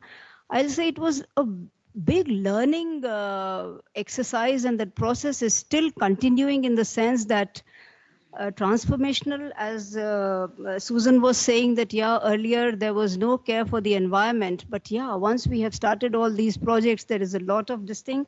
And also we are looking at our data sets in those terms, that how we can have those organized data sets where we can really use them for our environmental accounting. And then, of course, integrating these accounts with the economic accounts, that is the GDP accounts, and how some of the activities where we are taking as positive in economic terms, but it is really negative in environment terms.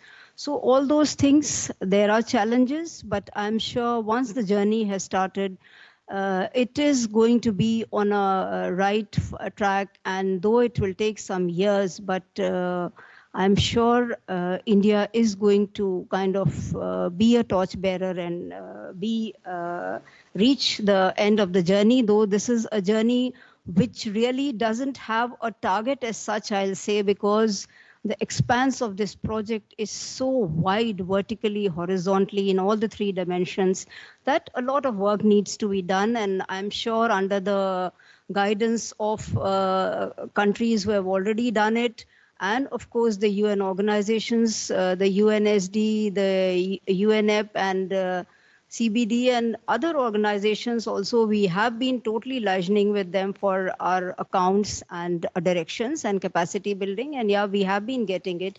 And I'm sure that there will be a time very soon when we'll be there standing with all the organizations to see that how such accounts can be replicated worldwide, even in countries in our region, where they are slightly lagging, except Indonesia and all, who are doing pretty well in that this thing, and that Karine has already pointed out.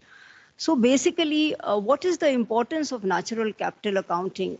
It is basically, we have to see how we can give value to each of these resources, and then how we can develop accounts. Now, in MOSPI, the NCAVES project, as has been said, it started as a journey at national level, and it is a journey which has been, and we really kind of enjoyed that journey, and it was a wonderful experience under this NCAVES project. And we are having one pilot we are having in Karnataka, and of course, as in all the sessions, it has been said that we have brought out 3 publications on the environmental account, and we have integrated it in our national annual action plans for the environment division, and this is going to be a regular feature. And so the contents of these will be updating and also expanding. So I would like to really extend my gratitude to the EU, to UNSD and to UNEP for their support and guidance during the past 3 years.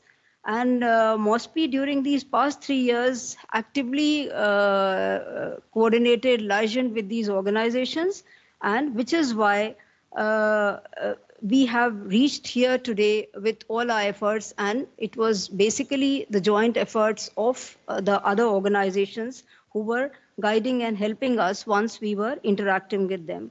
The participation and the technical expertise extended for this project really helped NSO India, and the environmental accounting now can become a regular activity of NSO, and it has become a regular activity of NSO as such. So it was during this project that we realized that what are the strengths of the official systems, the official data, and also how important the research institutions are in kind of concretizing some of these things, and how we need their help also to do this work.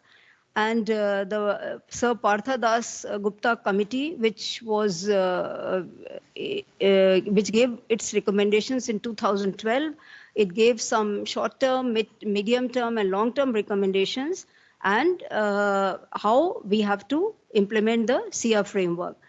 And for that, soon after that, we constituted an interministerial group with all the line ministries. The main ministry was, of course, MOEFCC, that is the Ministry of Environment, but with other line ministries also, institutions and international organizations. And this, combined with the guidance of UNSD, led to the start of the release of the SIA accounts in our publication, NVStat India. As we have discussed earlier, that natural capital accounting and valuation of ecosystem services, that is this NCAVES project, with a view to help integrate the concerns of sustainability.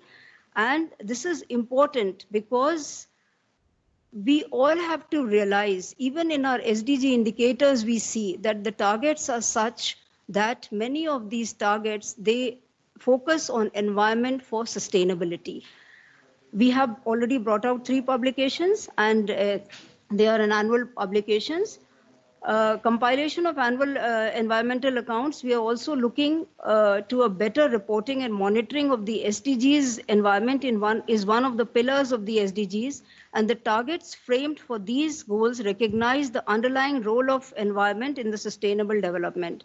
So to ensure proper monitoring of the environment under the SDG framework, we have released separate, they are separate kind of reports, the progress reports of SDGs, and many of these indicators in future also, once we are having these accounts made, they are going to flow from these environmental accounts. And as in the presentation of what work has been done, my colleague was presenting that many of these indicators are coming from these accounts. Now, NSO has developed a roadmap for improving the coverage and robustness of the environmental accounts, and so that we are able to report and monitor better status of the natural capital in the country. So it is not only that we are going to upscale the experiments that we have undertaken during the NCAVES project, but we also want to take the state governments on board, because as Chair had just started that we have a system where state governments also have to have their accounts, and then ultimately it will be a holistic thing then. So state governments and the scientific community to advise us on the compilation of national level accounts. Environmental accounting is a significant component of NSO's vision for improving the quality of statistics in India. This Karine was also mentioning that, and we envisage that over a period of time, NSO India would be presenting a holistic view of the natural capital of the country through an expanded coverage of the different ecosystems and various environmental goods and services. On the formal side, a scientific committee consisting of members from concerned ministries and departments, the different verticals of the Ministry of Environment, Forest and Climate Change, and renowned researchers active in the field has already been constituted to help us in this long journey, but a very, very important journey. And to give activity a boost, we are also contemplating the formation of a community of practice, which will consist of people who have worked in environment accounting, people who have worked in the environment sector, and also they have local knowledge and multilateral organizations who can share their experiences and similar work done in India and other countries. The members of this community will help in sharing experiences, stories, tools, and ways of addressing, and recurring problems. And they will definitely, once they also tell us the challenges in their journey, I'm sure we'll also be able to kind of learn and maybe move ahead once we feel that there is a challenge which is kind of not being handled at our end. Another activity which is being closely aligned to the compilation of accounts is the development of integrated databases for the environment, a very, very ambitious project of the National Statistical Office, that is the National Integrated Information Portal. And the integration of databases on this portal is likely to help us in combining data sets with varying periodicities and spatial extent for the compilation of these accounts. The NIIP portal is almost on the verge of its completion, and very soon it is going to be operation.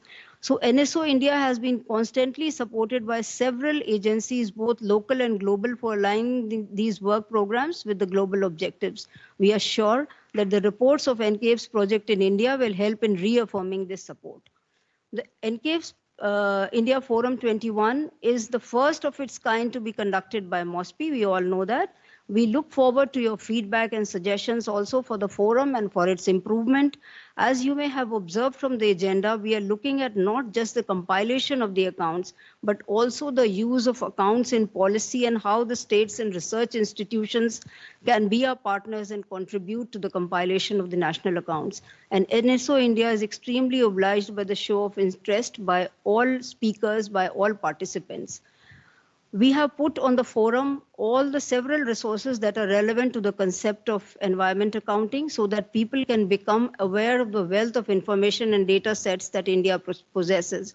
We would be making efforts to continue to play this role as an aggregator and data steward and work towards standardizing the concepts and methods so that policy is never data blind, as has been said by all of us, and it is data driven and not data blind.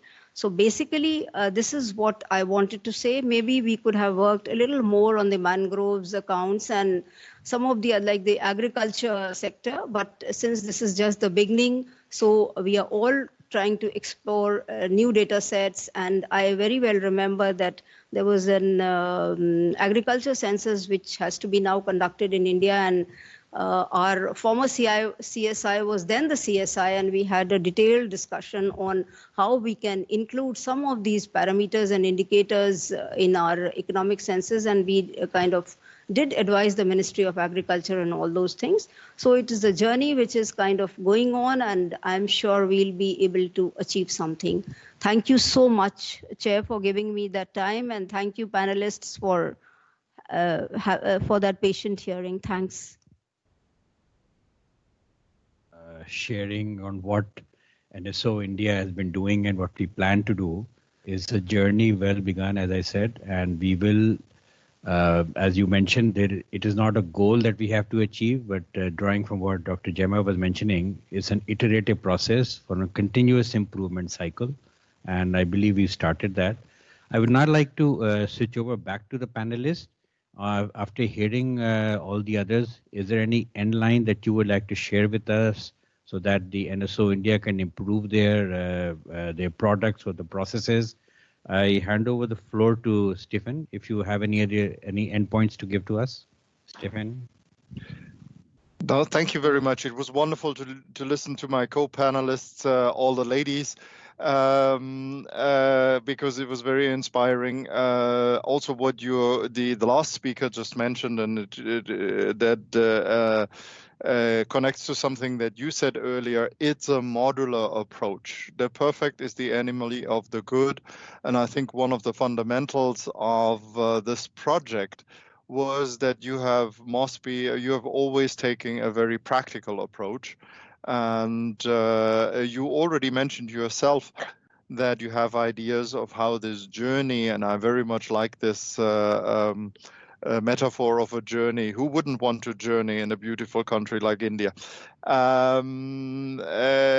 take it forward. And also the previous speaker already said that you have done a lot of the baseline investments by creating the communication and the architecture that you need. I heard words like interministerial committees regular communication channels with all the stakeholders. Those are the hard things to do at the very beginning. And you have done that investment, you have laid that base, and I think you can build upon that. Other countries have found it useful to do that in form of an explicit strategy and a fully formulated strategy. That may be something to consider. And the aspect that we always hear a lot also is communication, because that we do not work in isolation, communication between the stakeholders, but then also communication with the users so that they can appreciate what is this information system that we have been creating, and communication with the citizens, because I think we are really creating valuable tools, not only to take decisions, but to just simply understand the world around us. So I think these are things that you can build upon, and I'm so glad that we have partners like UNEP and the World Bank and the European Union that can also give this project sustainability, continuity, bring that into other much bigger projects, perhaps on policy, that some of these institutions are conducting with the Indian government. And then last but not least, I have a little wish as the UN bureaucrat, is now that we've worked so hard with you and so successfully with you, we want to, of course, take this success also to other countries.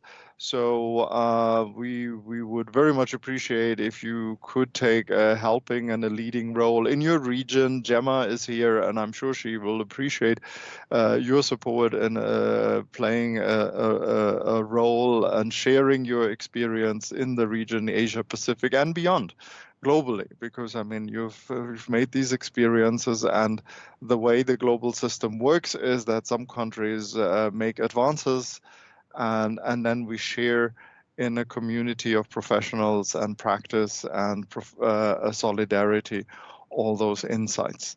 So I think that would be my hope for the way ahead for you, nationally, regionally, and globally. Thank you, Stephen. And I mean, as I committed in the beginning, we would be more than happy to share our experience and success stories to other countries. In fact, even from capacity building. And I'm sure that my team of officers will be ready to take up the challenge.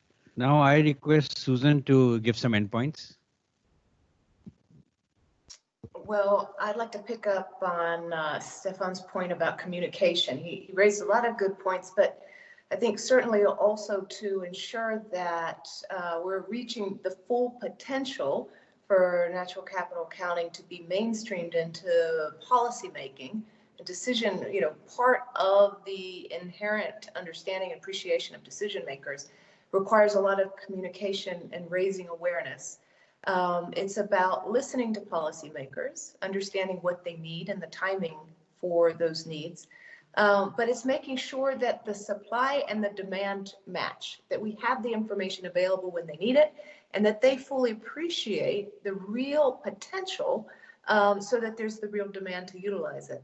And one of the ways that we do that, as Stefan was pointing out, is to provide concrete evidence of how the results are used and great real examples to take forward so others can see in concrete ways how they can utilize this and follow a model.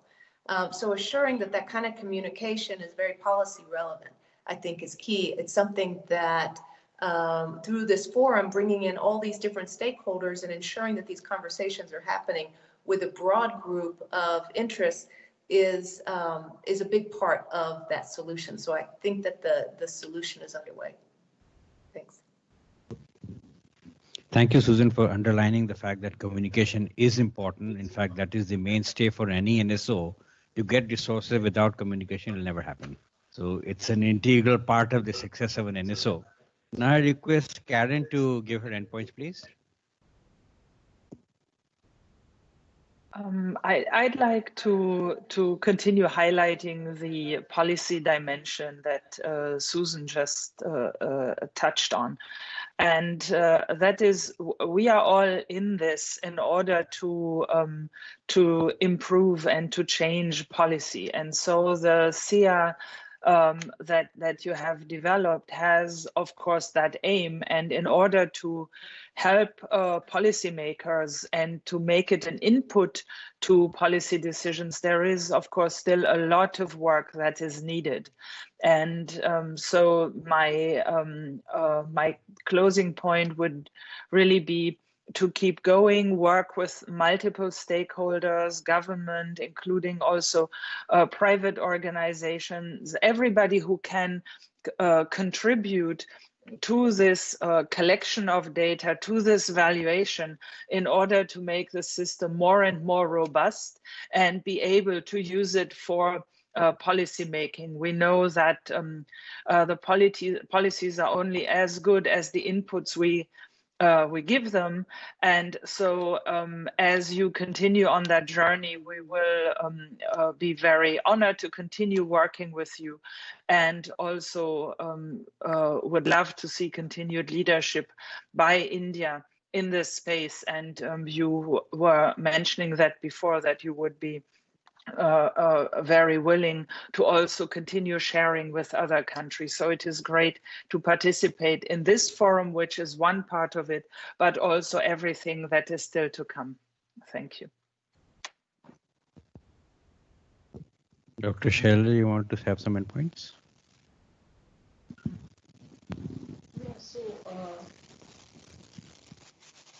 The policy aspect has been emphasized rightly. And the data sets, of course, we have to work on getting data from everywhere, from the private players also. Probably that is a issue which has been brought out, and that's very good, that from the private players, we would also have to then see that how we would like to use that data officially, and what type of a policy do we need for that. Of course, in India, for the purpose of environmental accounting, we are trying to harness a lot of big data also, like the remote sensing data, the ISRO data, we are using the space data, we are using it, but those are all official data sets. And because time was short, I kind of just could not mention that the Ministry of Environment and Forests, they have their NV centers across the country. And the purpose of those centers is essentially to collect data on environment. And of course, with such accounting coming in, and with the SDG indicators, which there are very many indicators which pertain to environment, we all know, and the line ministry is Ministry of Environment and Forest. They are working on that and also trying to collect new data sets which are needed for those indicators. As regards the private players, we are definitely exploring, but probably the private data, the private players, once we get that data, how we really need to integrate it in the official data systems, probably we'll also have to have some kind of system for that, because now the need of the hour is that we just cannot simply depend only on administrative data sets and survey data sets. We will have to kind of tap alternative and more data sets to make the system comprehensive, so that the needs of the data needs of the countries can be met. So this is what I wanted to say, Chair.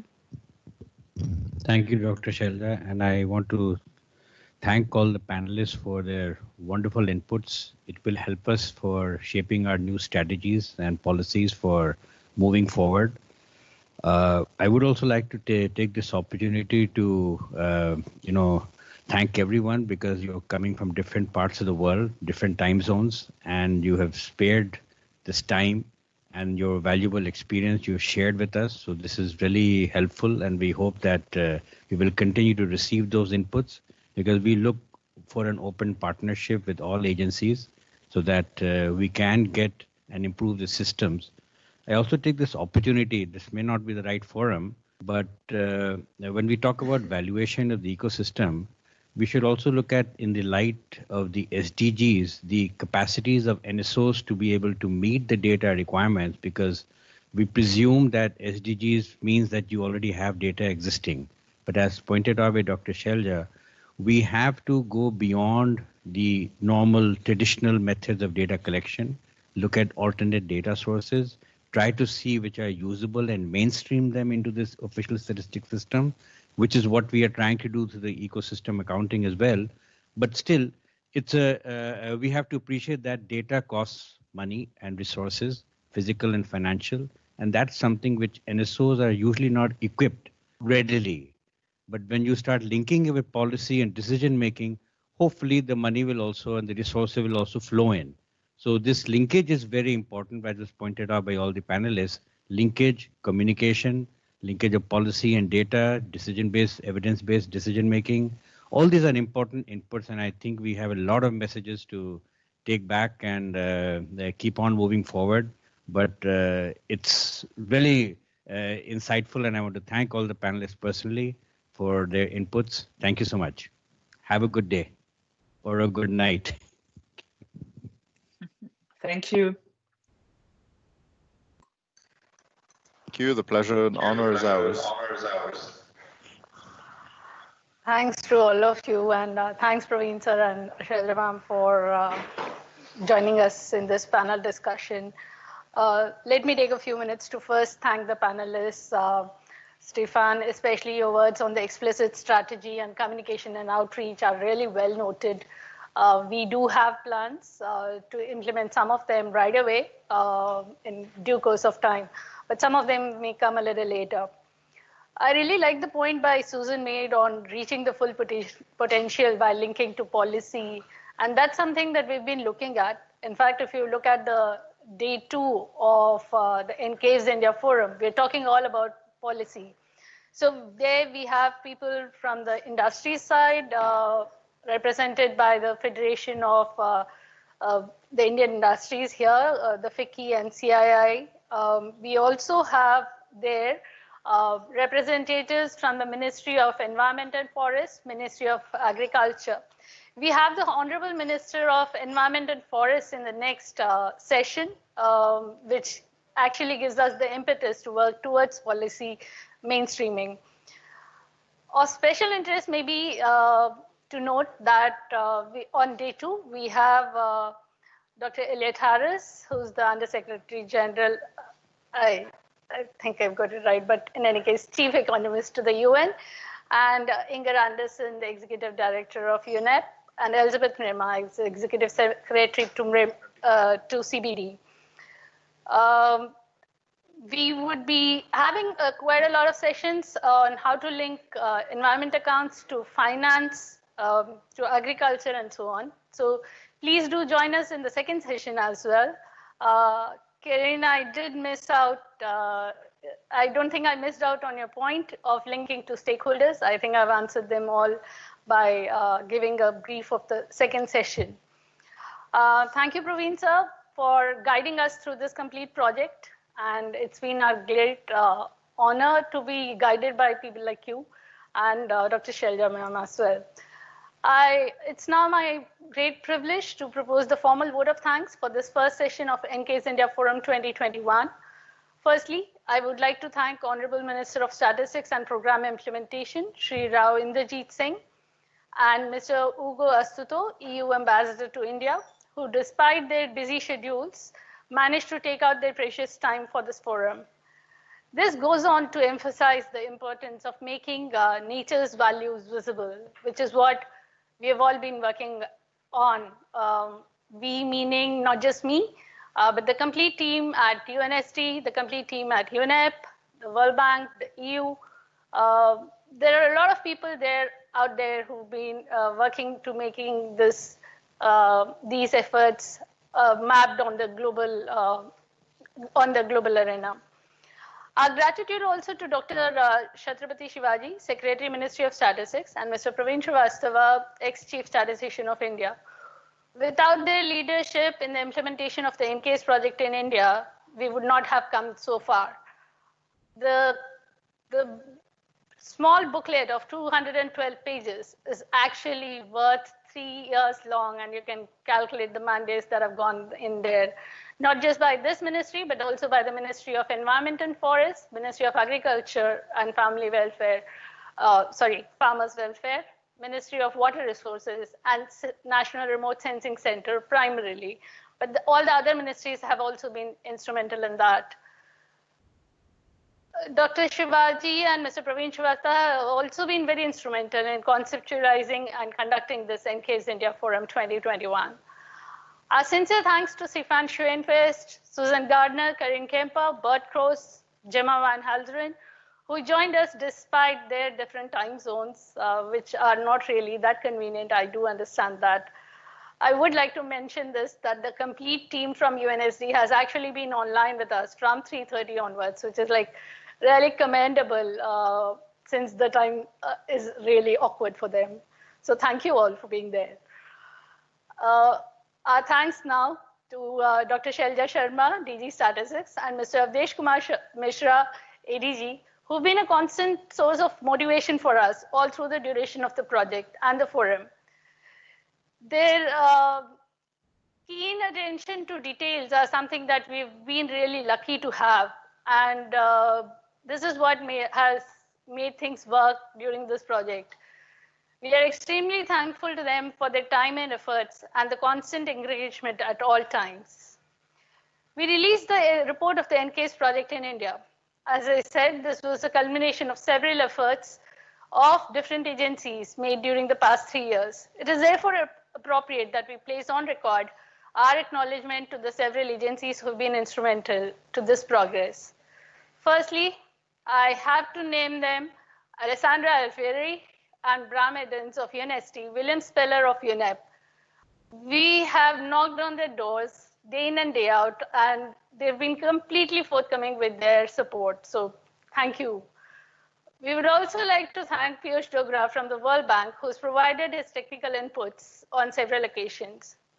NSO India has hugely benefited with the inputs of the UN Committee of Experts on Environmental Accounting and its technical committees for each and every account that has been compiled.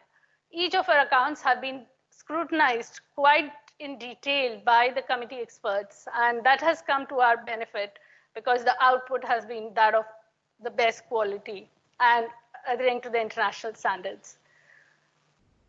I would like to thank Dr. Bethana Jackson and Dr. Rubianka Benavides of Victoria University of Wellington, New Zealand, who have provided their technical support to help us tackle the intricacies of ecosystem accounting.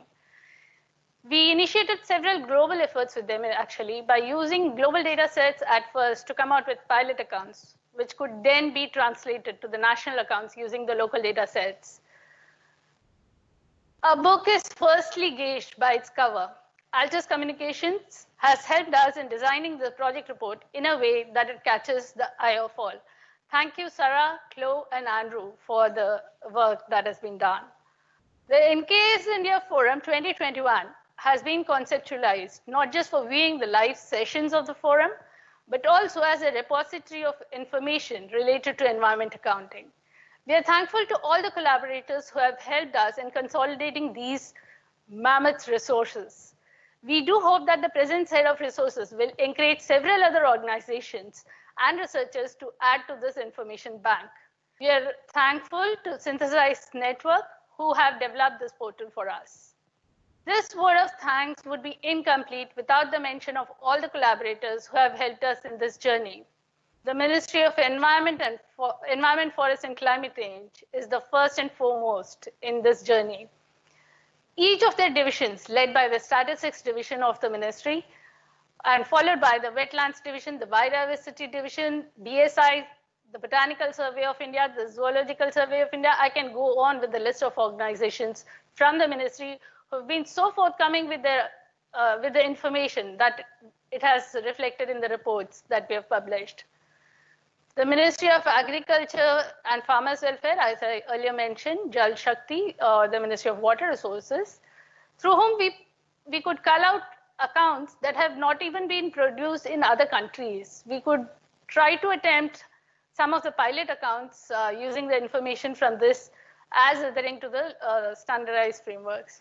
The National Remote Sensing Center, with its huge data set, as has been mentioned earlier, has been a sort of Kickstarter for us in this journey of ecosystem accounting.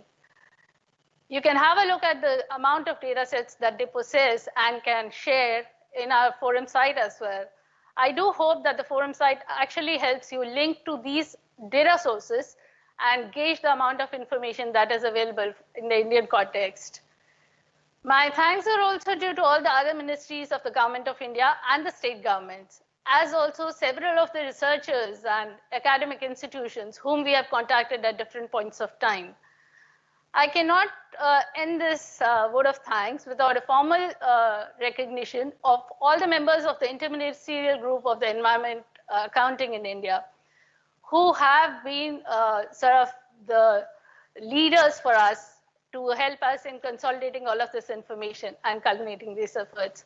I do hope that it is just a phase that has culminated, and we do continue to build on these set of accounts. I would like to conclude with a round of thanks to all my colleagues from the Ministry of Statistics and Program Implementation, who, though they would have been in different offices, different divisions, not really linked to the environment accounting, and in the different units in my division, but they've always been a source of motivation for us, a source of inspiration that we bank upon for launching new data sets and launching new sets of information. I do hope to get a lot of, we do hope to get a lot of feedback from you so that we can improve the day 2 and day 3 sessions further. And regarding the point that Dr. Shailja Sharma had earlier made, we are planning to build up a community of practice. I do hope that comes true soon, sooner rather than later.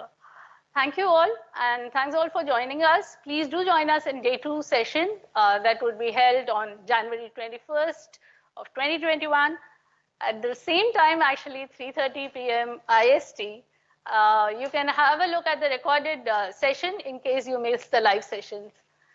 Thank you so much.